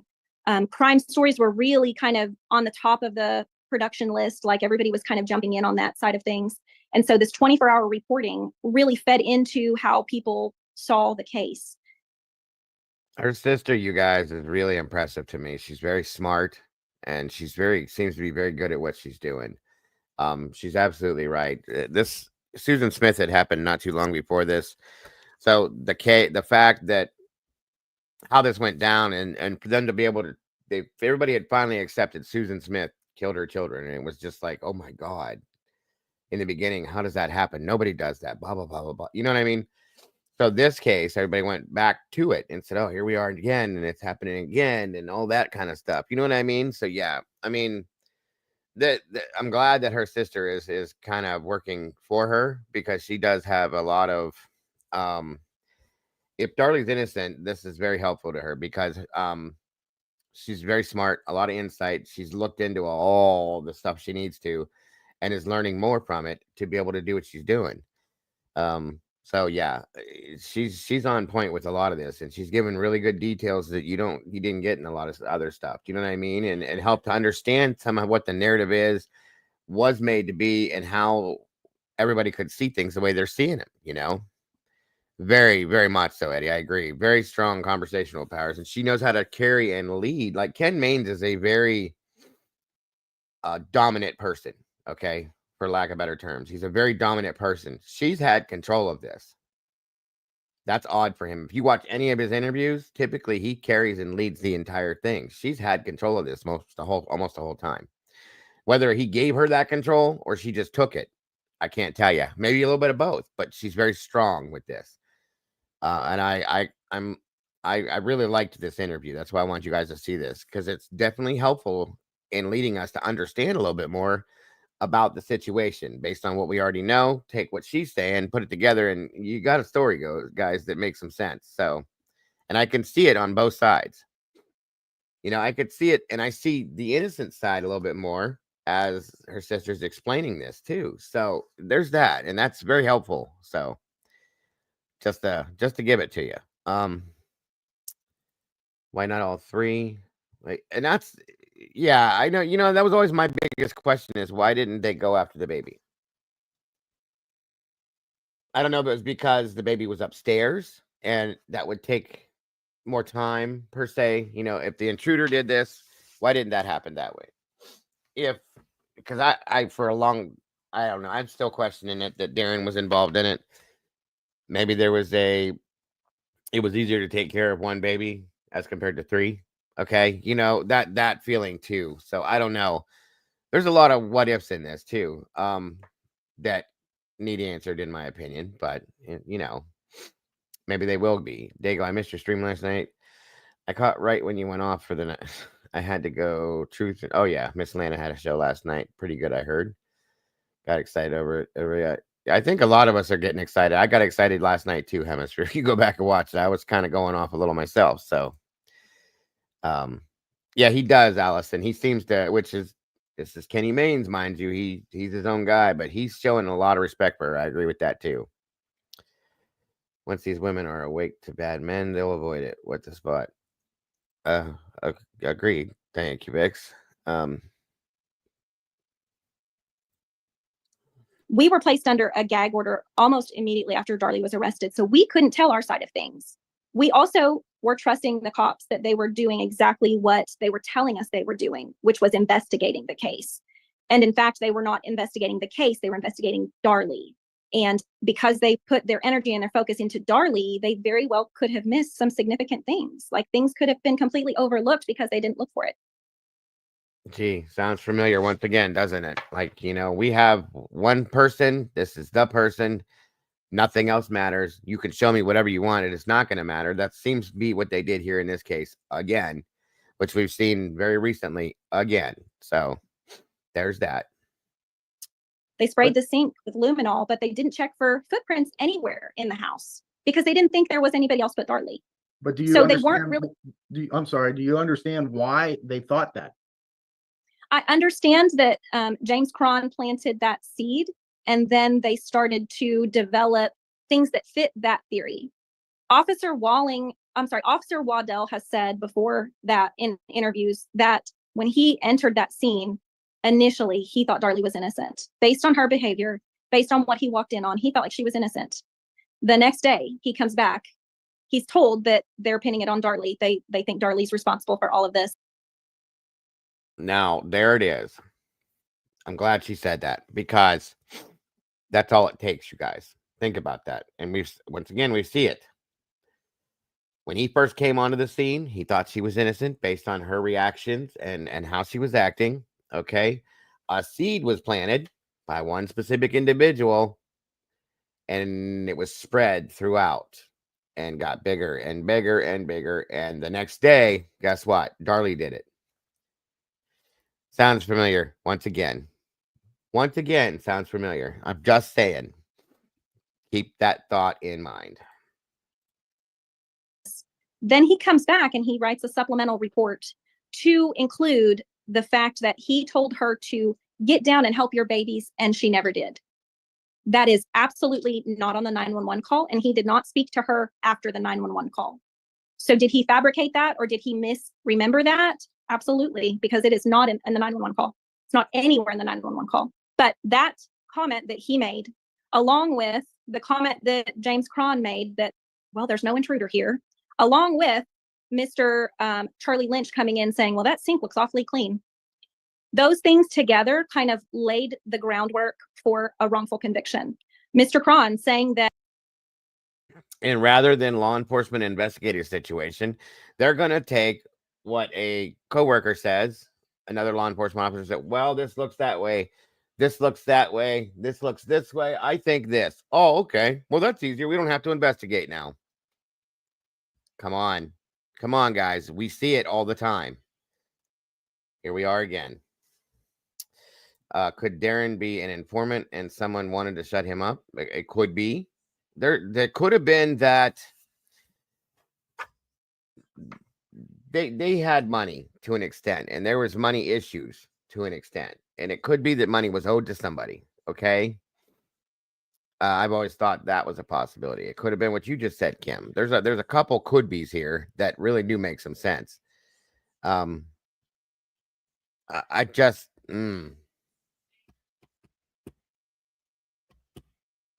I have issues with Darren. I really do. Whether it be that it's Darren's fault that it happened, whether it be that Darren did it, whether it be that Darren, because it was weird to me. Also, he supported Darlie through the whole thing. Absolutely. She's innocent. She's innocent. She's innocent. Once she's convicted and gone, he moves on right away. Think about that. You know, he has to make, if he did this, he wants to make sure that the blame doesn't hit him. I know this sounds a little conspiracy-like. I'm just being real. So he's got to support the narrative all the way to the end. You know, she's being accused of it, and nobody's letting go of that. But he's going to support her. I support my wife. She didn't do this. She didn't do this until she's convicted and sent out the door, and then he's done. You know what I mean? Think about that a little bit. That's all. Well, I mean, yeah. But see, here's what I heard, Alicia, that he was with somebody. Maybe not that they were divorced yet, but that he was with this other woman very early on is what I mean by that. I'm sorry. Yeah, they didn't get divorced until 2011, but my understanding was that he was seeing this other woman very quickly after Darlie went to prison. I don't know. I could be wrong, but it was in a couple articles that I read, but some of these articles you guys know are just based on bullshit, so who knows? So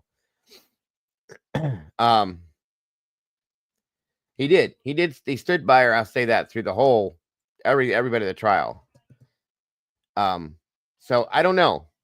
You know, I don't know that Darren had anything to do with this at all, guys. There's just something about him I can't get past. It might just be me. You know, sometimes we get locked in on something and we can't let it go. It could be just me. I don't know, but it bothered me, though, that the one thing that did bother me the most is that they couldn't find anything about this intruder. That's the thing that bothered me the most, okay? And I didn't get the feeling from her that she did it either. Even with the stupid birthday party thing everybody threw a fit about, because they didn't show it all, like Alicia said earlier. They just showed the part they wanted you to see.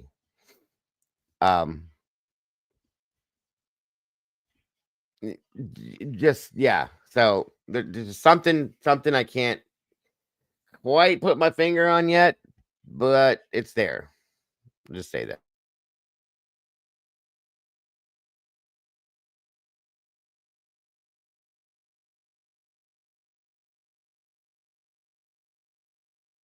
That the blood is on top of the footprint, Agreed. Darlie's footprint.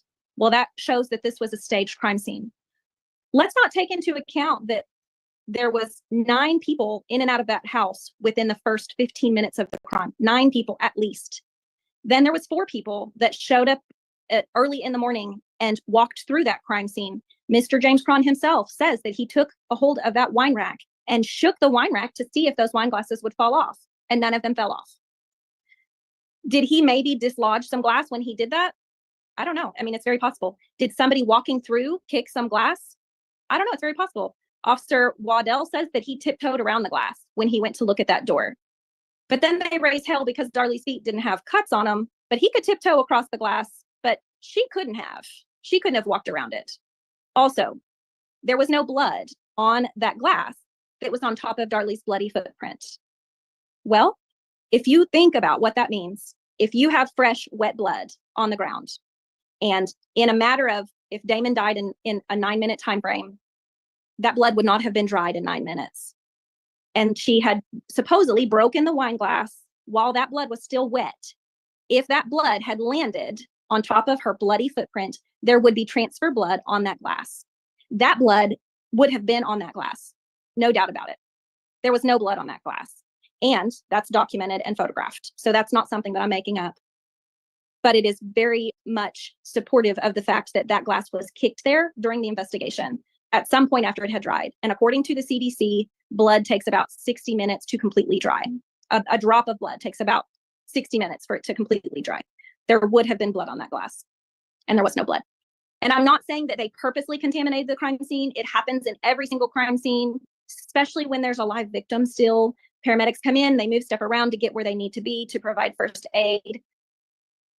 What she said is 100% true. Blood will start to coagulate.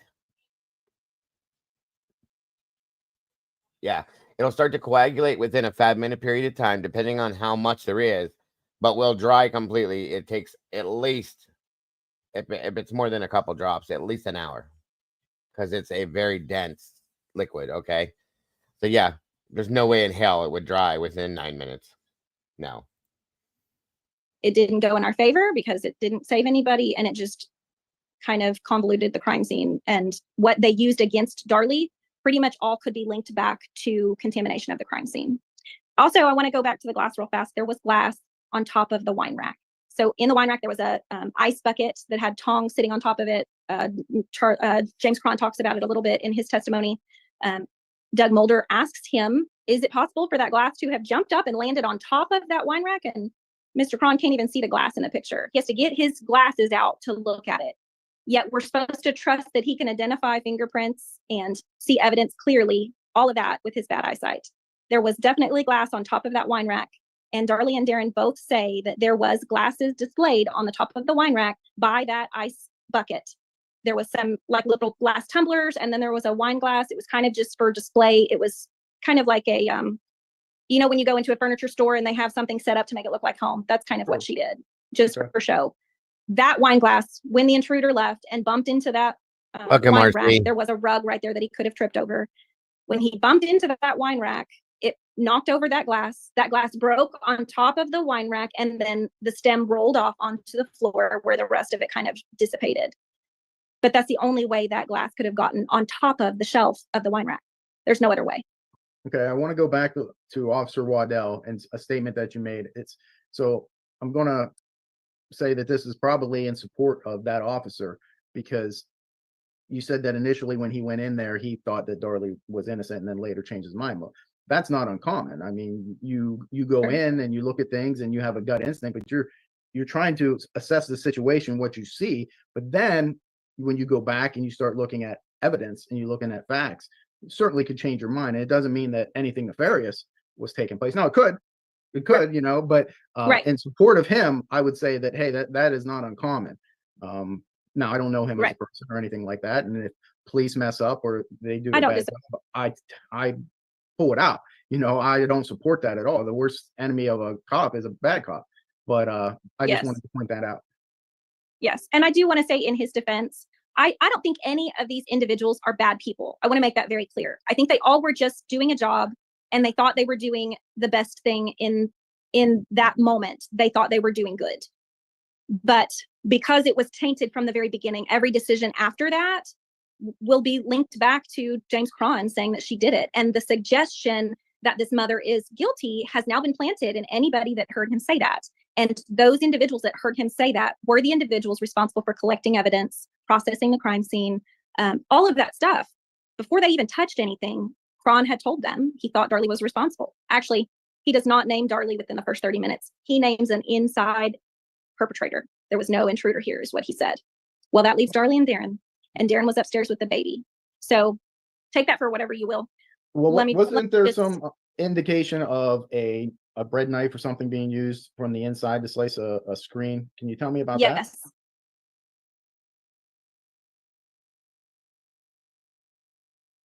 I got fears.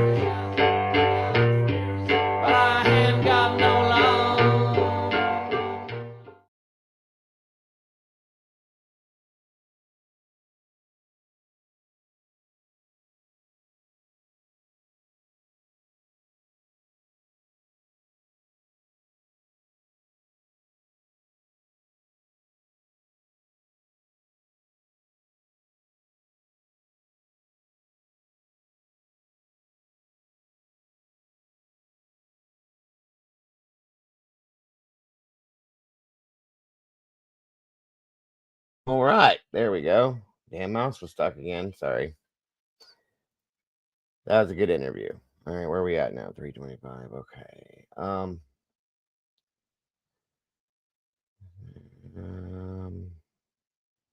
One moment.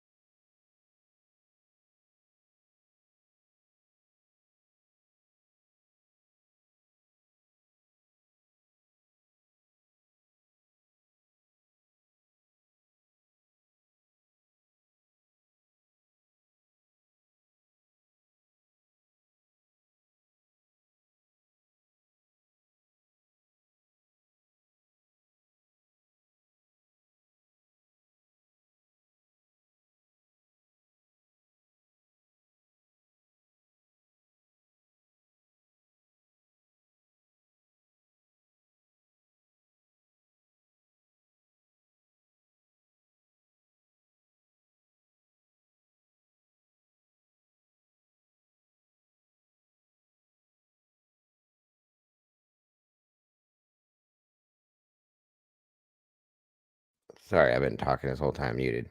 Sorry about that. My mouse got stuck when it froze. But I do have. I don't have a toxicology on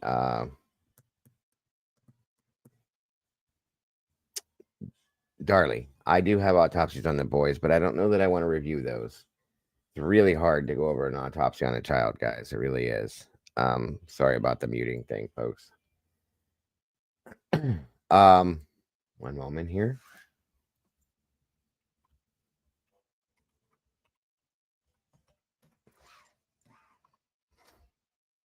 Oh, wait a minute. Oh, I wanted to give. One moment. Where's it at?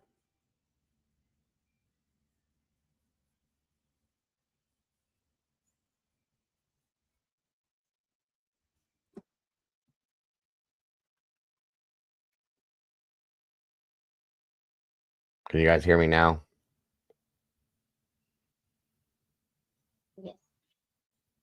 Sorry again.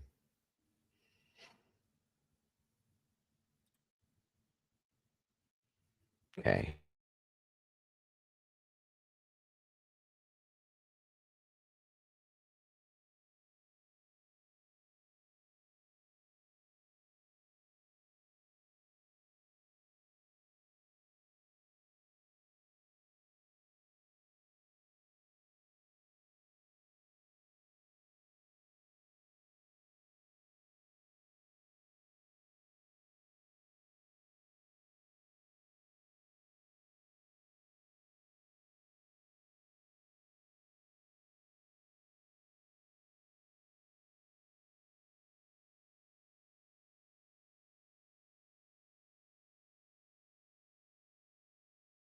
All right.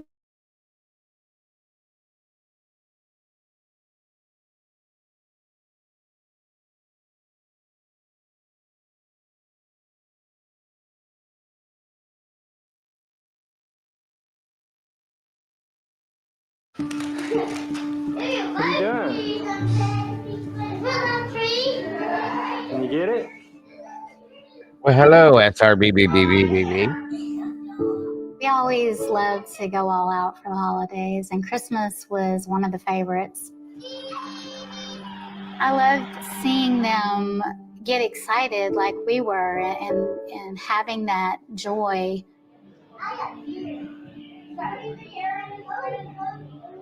Devin was always doing little silly things. He loved making people laugh.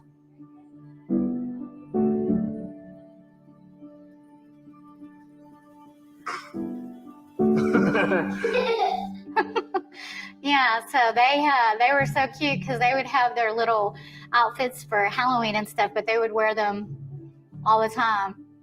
When Drake was born, the boys were both real excited that they were having a little brother. I loved it. holding them, playing with them, taking care of them. It was a joy. It was just over a week after the murders that you held a party for Devon at his graveside. We did have a party for him, which I've been. Okay, so this is why I wanted to show this. I wanted her to tell her side of the story after the fact, after conviction, sitting in prison, about that whole story and a couple other little things that are mixed in this interview. So, Been ridiculed and judged and torn apart on, but at the same time, when people don't know the full story and know the full facts, you judge. There's not a book that tells you how to do this, how to grieve, how to handle a situation like this. We gave him the party he didn't get to have. And everything that we did was out of love. This is something no parent should ever have to do. No parent should have to bury their child. They took something that was beautiful. They took something that was so innocent and made out of love, and they turned it into something ugly. It was twisted and taken out of context, and they got the reaction they wanted, of course. I'm convicted, but I am not a murderer, and I did not murder my 2 children.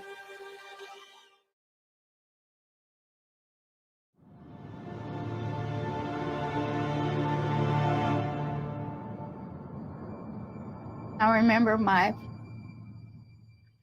legs just giving out from under me when I saw Devon and Damon in the casket.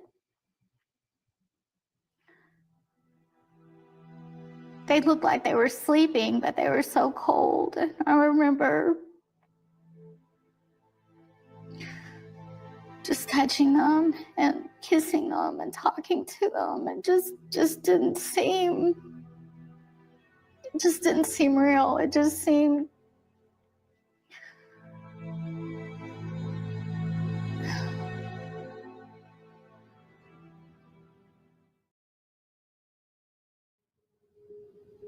Do you believe that you will eventually face the death penalty? I can't say what the future is going to hold. I can tell you that I'm very hopeful. I'm very positive with the investigation and testing that's happening right now, that I will be exonerated. Are you more frightened now than you were at the beginning? I'm less frightened. I'm at peace with myself. I didn't do this. I did not murder my children. I did not attack myself. If they choose to kill me, they'll have to answer to that. That's my innocent blood that will be on their hands.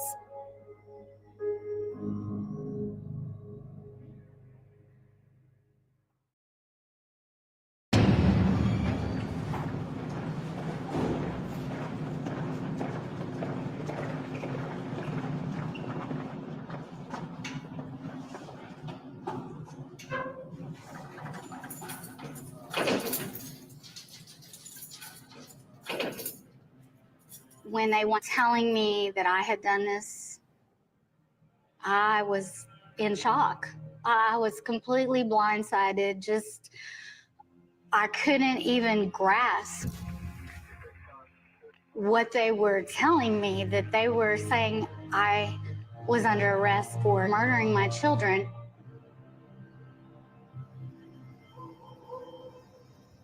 A night was just like every other night. School had been out.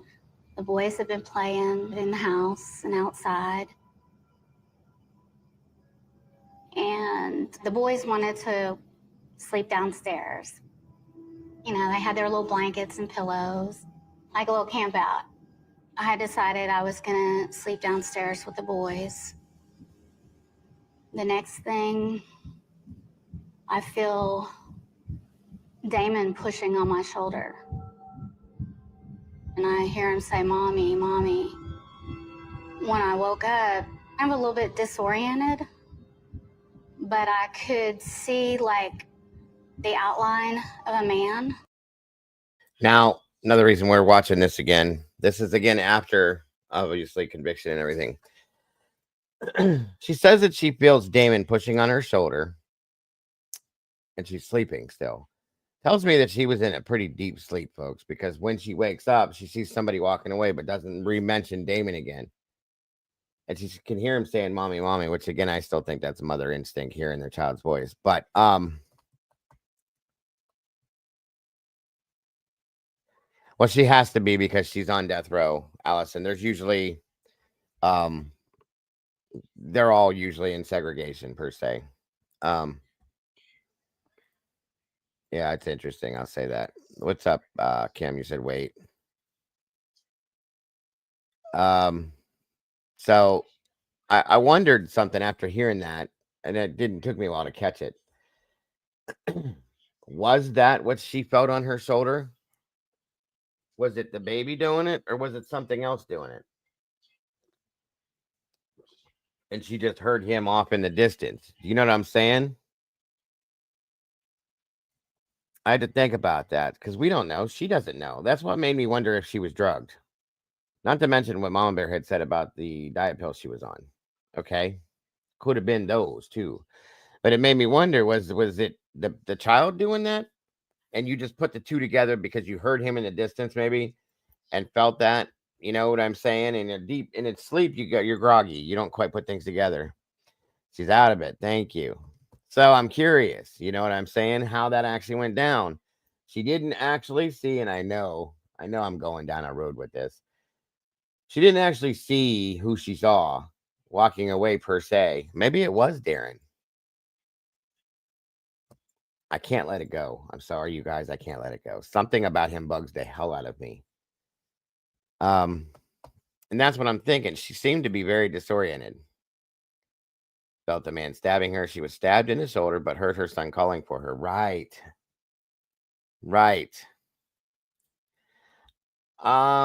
I mean, I don't think that would have at that point would have mattered, Vix. I don't. I mean, I see what you're saying, but I don't think it would have mattered. She says he's a tall guy. Well, Darren's tall. You know what I'm saying? Just saying. It makes some sense to me. I said, hey, that's okay. No big deal. It's good to see you here today. Do more people believe she's guilty than not? I don't feel it was her. A lot of people think she's guilty, SRB. I've always kind of leaned towards the innocent side because I don't trust this whole thing, and I don't trust her husband, ex-husband. They've had issues with it, so I don't know. I really don't. That's it too. If she's laying down, he may seem taller. That's a good point too, SRB. A lot of people feel she's innocent too. I think Alicia's on the innocent side. CLK, Miss Kim is. Allison said, "I'm feeling it too. If he did this, he pulled off the perfect crime." Exactly, and it can happen. It has happened, Allison. I'm trying to think of the right motive for him, but like it was stated, I think there was only $10,000 per child for the life insurance. That's not going to do a whole lot. Okay.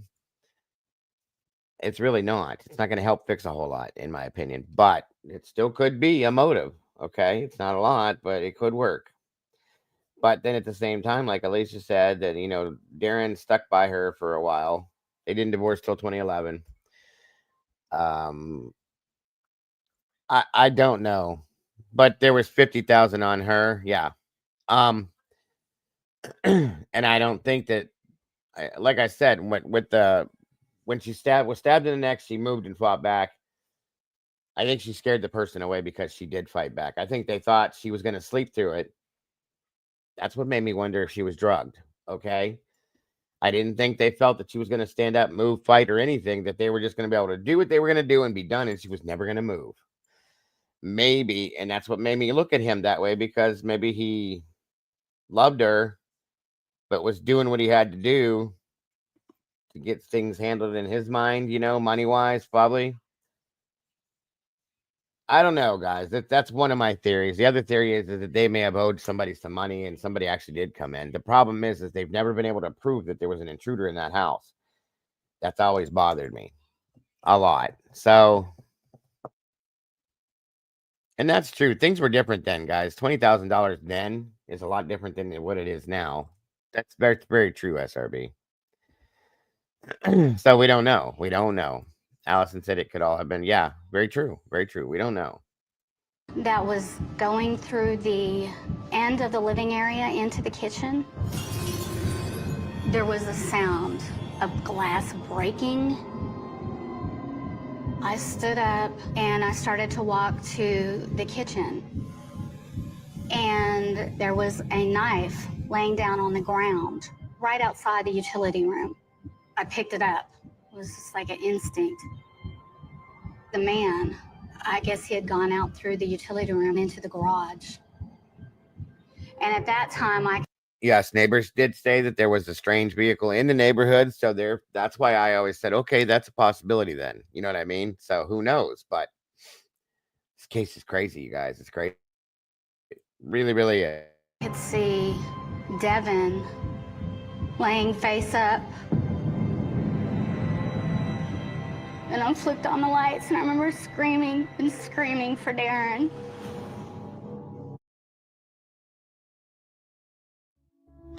You could die for these crimes, the murder of your two sons.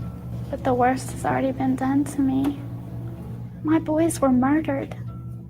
That's the worst thing out of all this. I mean, Exactly. That goes back into it too. The neighbor who had seen the person at her had that person at her door. Yes. Those two things were the two things that really made me say, okay, so there could have been an intruder, very possibly. them putting me to death is nothing compared to my boys being murdered.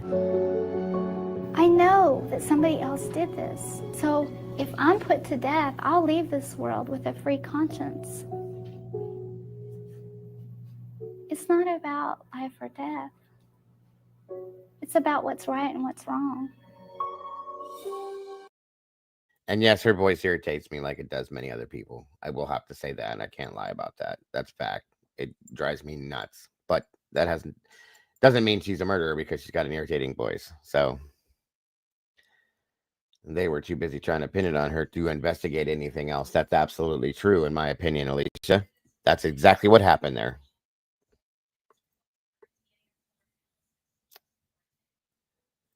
Right. If they would have investigated this the right way, no, they were too busy pulling a Koberger, I'll call it. They wanted to put everything on her. Didn't want to hear, see, or think about nothing else. That's my opinion, but that's what I see.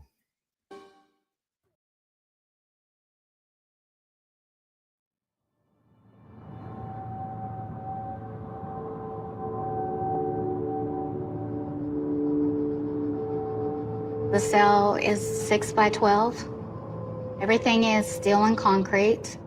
All the meals are eaten in the cell. I am permitted to go outside twice a week for an hour. Every time you leave the cell, you have to do a thorough strip search. I have my moments where I break and fall apart, but I don't have anybody to talk to about that. I'm in a cell by myself, and I don't think I would talk to anybody in here, even if I could. All the wrongs that have been done, being in here for over 21 years for something I did not do. Not only that, but to be accused of the worst thing a parent can be accused of.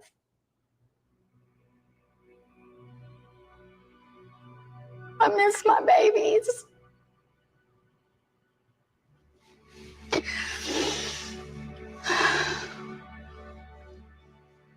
going to Florida in 2 days. I can't wait.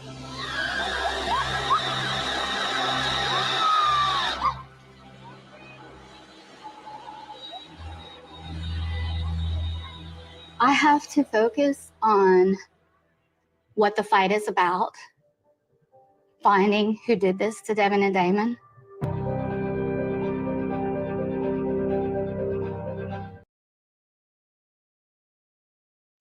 And that's going to do it, y'all. It's a very sad case. Like I feel, or like I said, I've always after listening to everything I've listened to, kind of leaned on the more on the innocent side. I question things, don't get me wrong, but I just can't. I know you guys are sick of hearing me say it. I can't get past her husband. I can't. There's something that's not right there. There's something, in my opinion, that's wrong with him, with his innocence on this per se. But I just can't get it. You know what I'm saying? And I could be wrong. It could just be me because of the way I perceive him. Maybe I don't know, but something I don't like. It's horrifyingly tragic.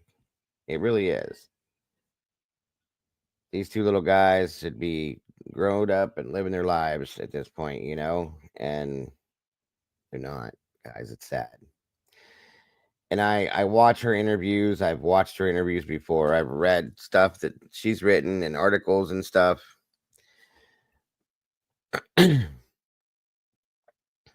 Yeah, he does. He stated that he does at some point now. Well, at least the article I read after the fact that he believes she did this. But he stood by her for a long time. Then he came out with a statement he made that he believes that she did it now. I don't even know. I don't even know what to think. I don't like him. So I don't pay much attention to him. Hold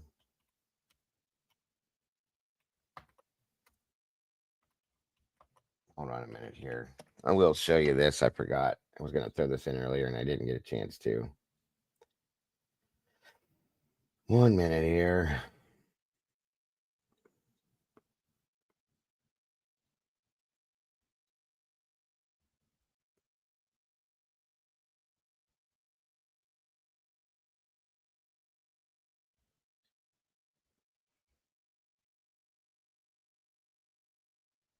Hold on.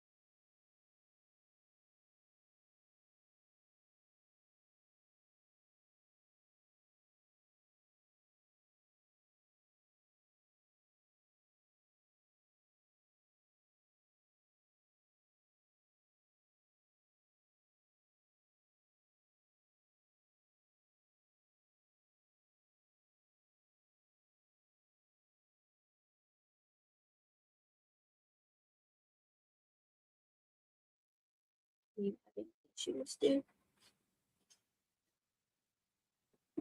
What'd you say, ma'am? I said, are you having issues? I am. This one thing won't load. Oh my God, I see your hands flying up. I mean, insane. Sorry, you guys. Hold on here. Yeah, I don't know. It is weird, SRB. Hmm. Well, I told SRB that was. Let's see, what was it?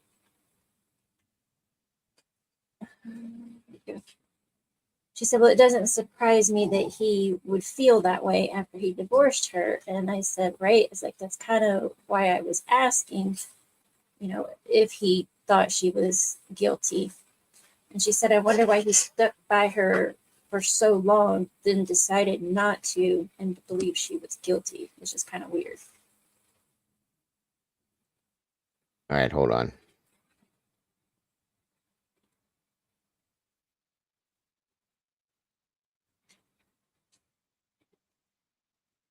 Not what I've heard. She never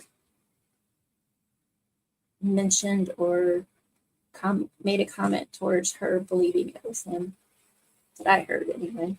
While being nervous can affect your physiological responses during a polygraph test, it does not automatically mean you will fail. As a skilled examiner takes into account your baseline level of nervousness and only looks for significant changes in response to specific questions, meaning normal anxiety won't cause a failure. However, extreme nervousness can potentially lead to an inconclusive result or raise concerns for the examiner. Normal nervousness is expected. Most people feel anxiety during a polygraph test. Significant changes matter. What determines a potential fail is a large spike in a psychological responses when answering a specific question compared to your normal pattern. Now, if you're really nervous, it can come up inconclusive. And let's listen to what Darren Routier has to say. This is a rare clip. I've never seen this before. And I've looked. Yeah, this was something newer too that I found lucky. I got lucky on this. This is not out there for everybody. Whose typically. voice is that? I recognize that voice. At Brian St. John. Huh. I'll give you guys a link to this if you want to go back and see this too, because this is rare. Hold on. This is Darren. To just about everything. Darren Routier still contends he knows nothing about the deaths of his two boys, even though the results of a polygraph test indicate otherwise. In his report, polygraph examiner Stuart. Now, I don't know if you guys knew this. Darren failed a polygraph, okay? I know they're junk science. I know they don't hold up in court, this and so on and so forth. It just adds to the little bucket full of bullshit that I have against him, okay? I don't like the guy. I can't deal with him, and there's one more thing, so there you go. Stuart Irvin wrote, "My professional opinion is that the subject was lying." But Routier says there's no way he could have passed the test. Not with the way he was treated. I was manipulated into taking it. They accused me of a lot of things that I won't even get into. They had me extremely stressed. I could tell by the questions that they wanted me to fail it. Now, Routier says he's stuck with an independent investigator. See, what Darren doesn't mention is he took that test 3 times and he was only asked 4 questions. That's a fact. 3 different tests he took, 4 questions asked during the test, and he failed every one of them. Something is not right, okay? Again, I know it's junk science. I know it doesn't hold up. It's inadmissible. He failed it all. I don't care what anybody says. That's a red flag if I've ever seen one. He was asked if he ran that sock down the alley. He was asked, did he know the name of the person that killed his children? He was asked, did he stab Darlie? And I don't remember the other one. They said it on the Lisa show. I think the other question was, did he harm his children? But yes, those were all it. So he failed every damn test out of the 3 that he took. But I do know that he took the test 3 times and he failed it 3 times. How can you be manipulated into taking a test if you have absolutely nothing to hide? Even if that was true that he was manipulated into it once, you weren't the other 2 times, bub.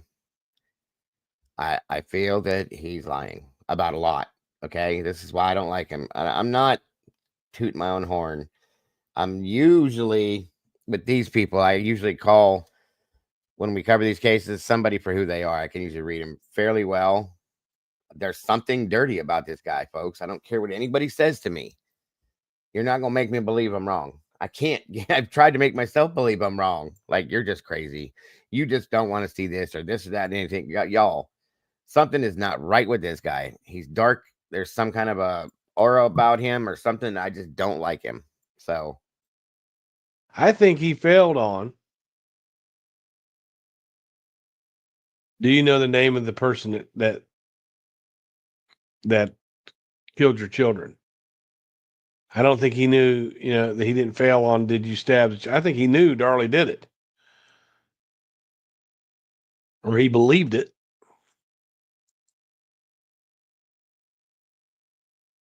Investigator he's not paying, so he can't fire.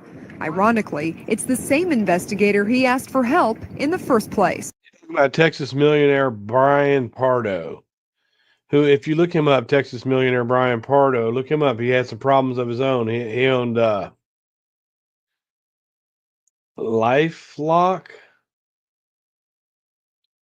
And here's the thing: if he believed that Darlie did this, why did he stand by her so steadfast through the whole thing?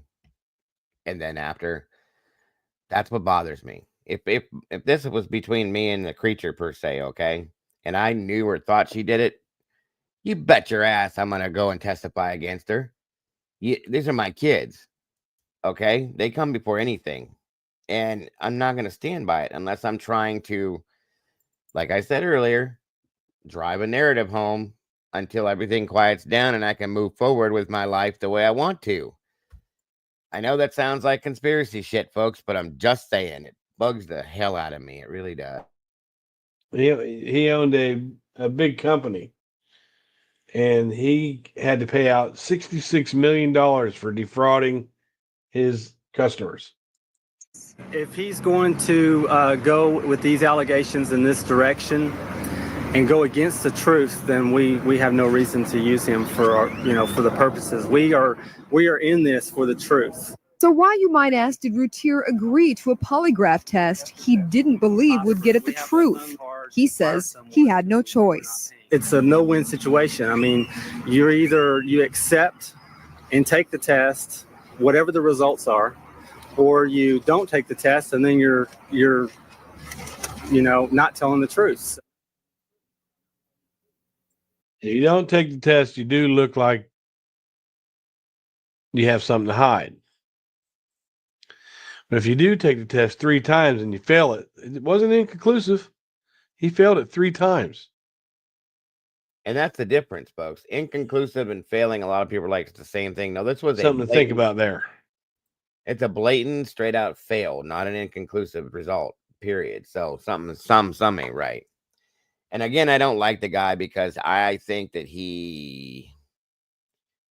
how can I say this? I think he dominated over her. He forced her to look a certain type of way.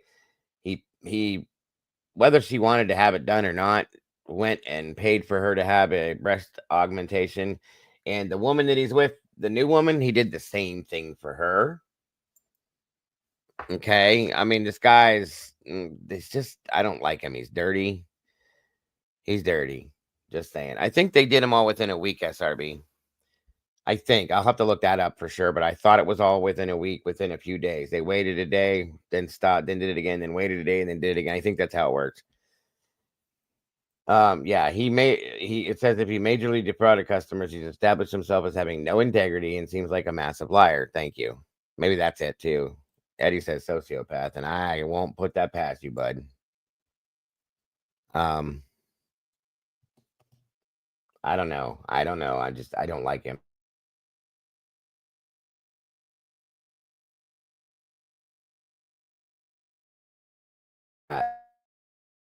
Or so there's that, you guys, and that's it for it. Oh wait, hold on.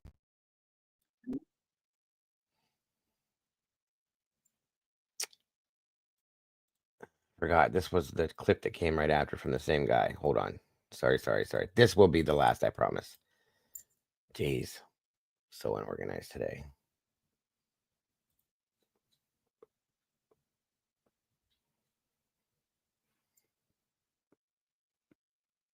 Okay. Okay, I just got a thought-provoking, interesting thing cross my mind about this particular video that was done by Robert Riggs. He's right outside of the Lou Sterrett Justice Center in Dallas, Texas. He's giving this report about when Darlie Routier took a lie detector test. And I had always blamed Darlie Key for lying in this clip right here. Right? I'm going to let the clip go, And I'm going to narrate just a little bit. He did get the records of Darlie Routier's movement within the jail. And he could do that. That's FOIA.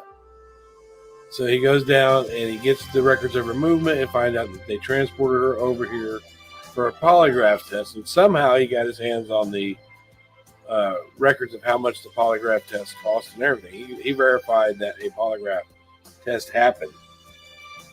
And he also verifies that, Darlie Key met with her mother within minutes of taking the test. So if Darlie Key's mother met her at the courthouse and they let her see her for a minute, that would also be in the transport record. So I want to see if people think that Darlie Key is lying here. And then I want to give a little commentary. To jail records on Friday, October 4th, during the afternoon, Routier was moved from her cell in the Lou Sterrett Justice Center through the basement sally port into a room at the Crowley Courts building. It was in there that she was given a polygraph exam, which lasted 6 hours. Routier's mother met with her daughter within minutes of finishing the polygraph. Wouldn't she have told you that she...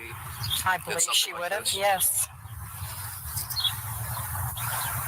And why don't you think she did? I don't know. Routier's mother says Doug Parks, the court-appointed lawyer at the time, did not tell the family about the polygraph. Now, wait. Now, do we think that Darlie Key is lying here? Is there a possibility that she could be telling the truth to Robert Riggs right here, and it's the first time that she heard about the polygraph? Could there be some truth to that? Because if we think about it like this, Darlie could speak to her attorneys about anything she wanted, and those attorneys aren't allowed to go back and tell anybody. So if Darlie was to take a test, right, and she's guilty, she knows she's guilty. I believe that somebody threw out the idea of taking a polygraph, and she didn't know how to say no to that. This is a scenario. I'm thinking like if I was her, right? So here comes this lawyer, and you told him all that you're innocent, and this lawyer comes up to you and says, "Hey, would you consider a polygraph?" She's stuck right then and there with how she's going to answer that. And she's also trying to convince these people that she's innocent. So, sure, I'll take one.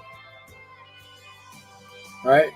And then she can suggest, is it public knowledge, blah, blah, blah. And he can literally keep it out of the prosecution's he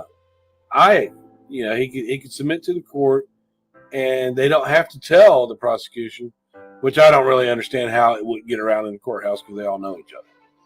But they didn't have to tell them. So if I think maybe Darlie might have suggested that, she could have suggested that, hey, don't release the results of it until I see it. And she could have also convinced them to say that it was inconclusive. They don't have to tell the truth. They don't have to give those results out, and they never have. They never have. So, I'm going to go back and look at Darlie Key, the way she says this. All right. Now, first of all, I don't know why Darlie Key would want to do an interview with him if she thought that it was public knowledge that Darlie took a lie detector test and failed it. All right? She might not have thought, she could not have thought, or it's probable that she thought that this interview wasn't anything to do with the lie detector. And I think it kind of sprung it on. Now, let's see if her body language, if she's out and out lying about it.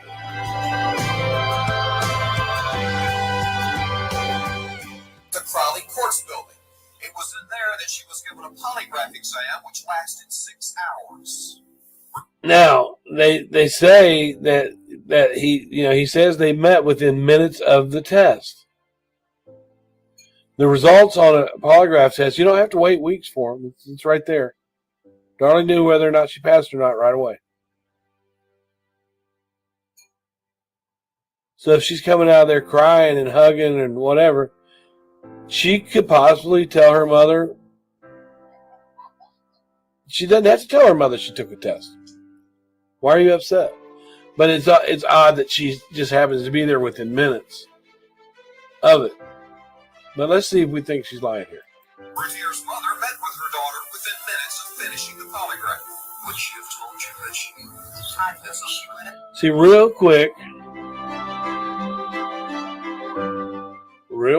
would she have told you that she took, and she's checking her head up and down right away. So we'll go back and look at that. Would she have told you that she tried this? She would have, yes. I believe she would have. Now, if you want to go into the way her facial expression is, her eyebrows came together as if she's concerned. She does not look angry. Right? And she realizes that there's a camera on her. Right? So she's like, oh, wow. You know, I how did he know this? Right? Or, oh, wow. I didn't know this.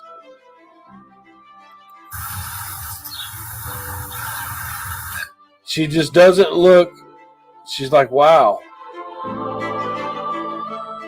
And she's confirming, I don't know. Why don't you think she did? I don't know. That's a good answer, because if she is just finding out that Darlie took a test and she failed it, and somebody asked her, well, why wouldn't she tell you? The legit answer is, I don't know. What do you guys think? Do you think that Darlie Keaton knew? Or do you think that Darlene just didn't tell her mother what she was in there? I don't know, guys. A 6-hour poly. I will say this. I think that if she would have passed it, she would have told. I passed. That's something to brag for, okay? Failing it, I could see maybe not saying anything because you would be worried you might disappoint somebody. You know what I mean? That's just an opinion. So I don't know, but she did take one. They never released the results that I could ever find anywhere. I don't understand that, but I've never seen it anywhere. I've heard rumors that she failed it, but I've never seen anything that can verify that. So I won't say that. You know what I mean? So anyway. So that's going to do it for this one, guys. Now that I've bored Mama Bear completely out of her mind. She said, I'm out, dude. Whatever. You sleeping? Working on my desktop. What are you doing? I have a blue screen of death. You did what? I said it has the blue screen of death. Oh, what's wrong with it? I did a Windows update yesterday, and apparently my computer didn't like it. Which one did you update for? Whatever the most recent. It just said restart to update, so I restarted it to update. And I don't do it. Didn't like it. Yep, that's why I won't do them, because I don't trust the new Windows stuff. Thank you, Paula. I hope you guys got something out of it. Like I said, I know a lot of people are torn on this left and right, up and down, guilty, innocent, whatever. I am in the middle still with this one. I lean a little towards the innocent side because I just don't trust certain things with it. And being that the Innocent Project has this, being that her sister is working on it with them and working on her innocence, maybe we'll see something soon. You know, in the end, even if she were to get out of prison and be exonerated on this, she still doesn't have her kids. You know, that's a horrible thing. I don't know if Darlie did this or if she didn't do it, guys. I can't really figure that out in my mind for myself. We all know one thing, I feel, though, don't we? You don't like her ex. That's right. I don't like Darren. That's all there is to it, no matter what. So yes, and yes, tonight is Creepy Unexplained and Scary Saturday nights, guys. We are jumping into the I can never remember the name of this damn thing. It is called, again, the Hamar Daban Pass out of Russia. This is a crazy story. beyond supernatural and freaky. It weirded me out watching. I got goosebumps watching this whole thing because it's like I don't get scared easy, but this one weirded me out. Truly, Mama Bear. Dyatlov Pass and Donner Pass. Those are all some really creeped out stories. This one defies that, in my opinion, for sure. So that'll be here a little later on when it gets dark out. That way you can be scared for real. And I'll be adding some other things probably in So there. it's gonna be like 10 o'clock. No. No, it won't be 10 unless I fall asleep. If I do, you guys can cuss me out. But I don't think I will because I'm tearing the coffee up. Yeah, this is way worse than Donner Pass, Kim, and Dyatlov Pass. This one is crazy. Yeah, it's going to be closer to 7:38, 8, maybe 8:39 at the latest. Just depends on what goes on. Yeah, I won't be doing it at 10. That's too late to start. So for those of you that are into the creepy stuff, join me and let's see what we can come up with it. I hope you guys got something out of this. I'm sorry it took me 2 days to do it, but there was a lot to it. That's what I'm saying, Kim. I go to bed. Well, I lay down at 7. Well, we'll see what 9 or 10. What else I can get done too. I might come right back in here to cover these other couple documents that I was looking at. Just to be done with all that. Go have fun with date night, Alicia. By the way, it looks like we had another plane crash into somebody's home this time. Jeez, it's crazy. Let me look at something real quick before you guys take off too. Hold on here. Where is the one moment, you guys? Do. There it is. One moment. Let me see this. Let me see it. Hold on. There it is.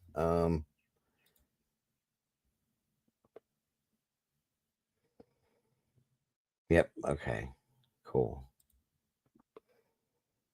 All right. Everything's on point. Yeah, there was a secondary version, Alicia, there was a secondary affidavit that came from Cy Ray and some other stuff that I was going to talk about. Maybe we'll see what happens. It depends on what I got going on here. I might wait till tomorrow to do that and just save it all for the whole creepy stuff tonight. We'll see. Date night. I hope you have a blast. You deserve it. Oh, the plane crash. Yeah. Where'd it go? So many plane crashes now. It's just nuts. Who dropped that for me?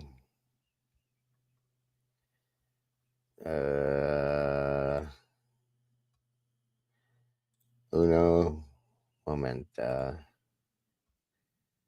One of you guys threw that at me. Oh, I know where it came from. Here you go. I'll show you before we leave. A quick news thing. KAT. There you go. ADESAOGUN. We're offering a brief update on the developing situation. First, I will have Brooklyn Park Fire Chief Sean Conway, followed by Brooklyn Park Mayor Hollis Winston. Well, good afternoon. My name is Sean Conway, SHAWN CONWAY. I'm the fire chief here in Brooklyn Park. First, I want to begin. This is a significant incident, and so our heart goes out to everybody involved. And while we work through these difficult times, just want to share briefly on some of the specifics that we have encountered to this point. So today at approximately 12:22 p.m., the Brooklyn Park Fire Department was dispatched to an aircraft incident.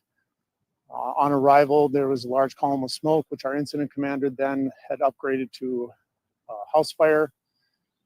Initial scene, the house was fully involved, but there was no signs of an aircraft in or around the area. As our crews worked to put out the fire, we did see debris within the structure that is aircraft debris, and we were working with additional agencies for notifications and dealing with the incident as it was developing. We do not believe there are any survivors. The residents of the home are safe. And we know that this is difficult not only for, again, the people involved, but the neighborhood. We are asking for some patience as we process the scene. So when you're in and out of the area, please be respectful to all agencies and responders while we process the scene. And with that, I'd like to introduce Mayor of Brooklyn Park, Hollis Winston. Thank you. And thank you to our Fire Chief, Sean Conway, for an excellent job in terms of communicating. I will say, echo our Fire Chief in that, heart goes out to the family that's been affected by this. I think we're thankful that there were no casualties within the household itself. Heart goes out to, the family of the person that we think was affected in the plane.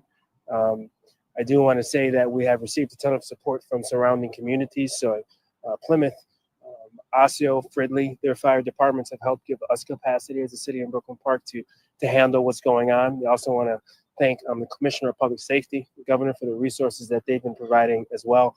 And then we've just received a number of calls and texts from other elected officials who have said they want to, where possible, they want to support us as well. I think regarding the family that's been affected by this in their home and the community, as a city, we're going to do everything we can to wrap our arms around the folks that are affected and support them as much as possible. I will say, when our fire chief said this earlier, there is a perimeter around the area. And so we're asking people to respect that. We're also asking people to respect the work of what our public safety and first responders are doing. Lastly, again, I want to just close out by saying thank you to our first responders for all that they've done and for responding so quickly and keeping us safe in our city of Brooklyn Park. So thank you.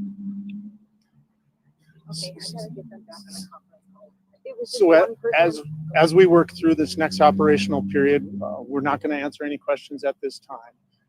We will provide more information later when it's available. Do you know how many people were on the plane? We do not have that information at this time. Helicopter or plane? We're going to provide more information as it becomes available, as other agencies, FAA, NTSB, conduct their investigation, and then we'll provide those details when it's appropriate. Thank you. Thanks for your time. Thank you. Take care. Too. How long will you guys be out here tonight? 1 second. Let me get an answer to that. Oh, geez.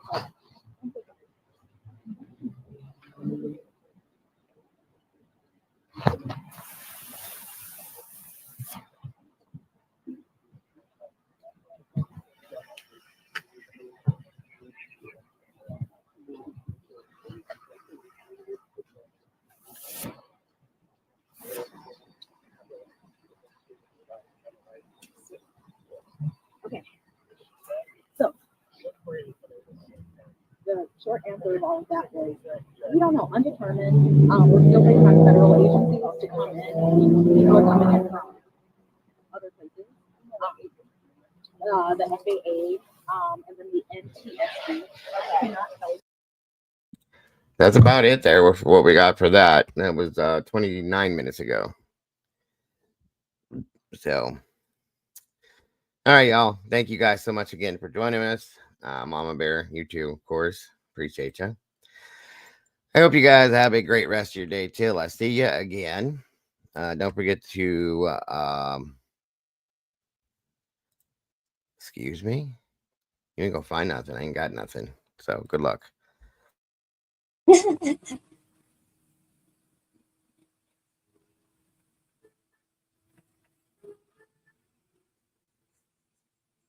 Don't forget to love yourselves and love each other, guys. You guys are absolutely amazing. Don't change a thing. You are the beautiful people.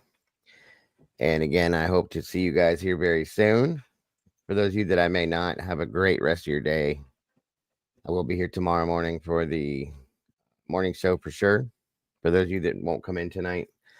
Other than that, I'll see you guys tonight for Creepy Unexplained and Scary Saturday night. Well, thank you, Alice, and you as well, my dear. I appreciate you so very much. Guys, please make sure before you take off one more time to jump on over to Mama Bears, hit the like button if you have not yet done that. And please take a little smack at it over here on your way out the door. Share it out, guys, and we will see you guys very soon. Thanks so much for joining us. Have a great one, folks. God bless. Bye-bye. Bye, guys. I'll see you later.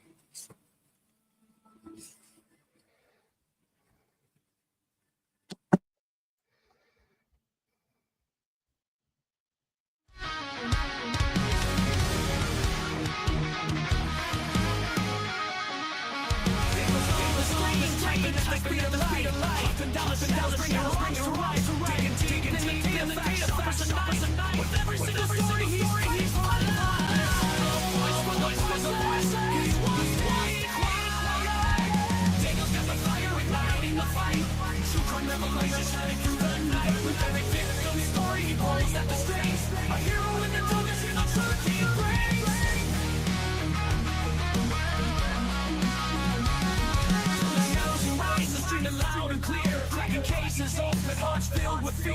These channels of beef getting on what gone wrong. He guides us through the chaos, the soldier so strong. Links to links, they follow his lead. With every new case, he plants a new seed. Sharing their stories, giving hope where it fades. Daniel's a warrior, the struggles he waits. In a world of silence, he shouts their names. Daniel's got the fire igniting the fight. True crime revelation shining I'll through be in there in a the second. Yes.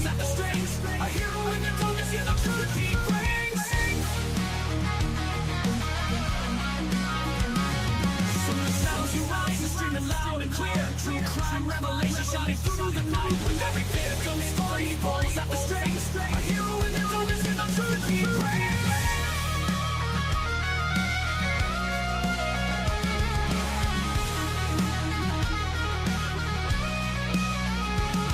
From the shadows of loneliness, he won't let us fall.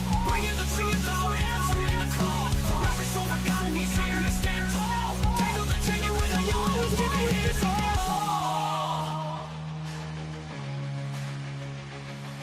Daniel's got the fire igniting the fight. True crime revelation shining through the night. Everything from the story, he pulls out the strings.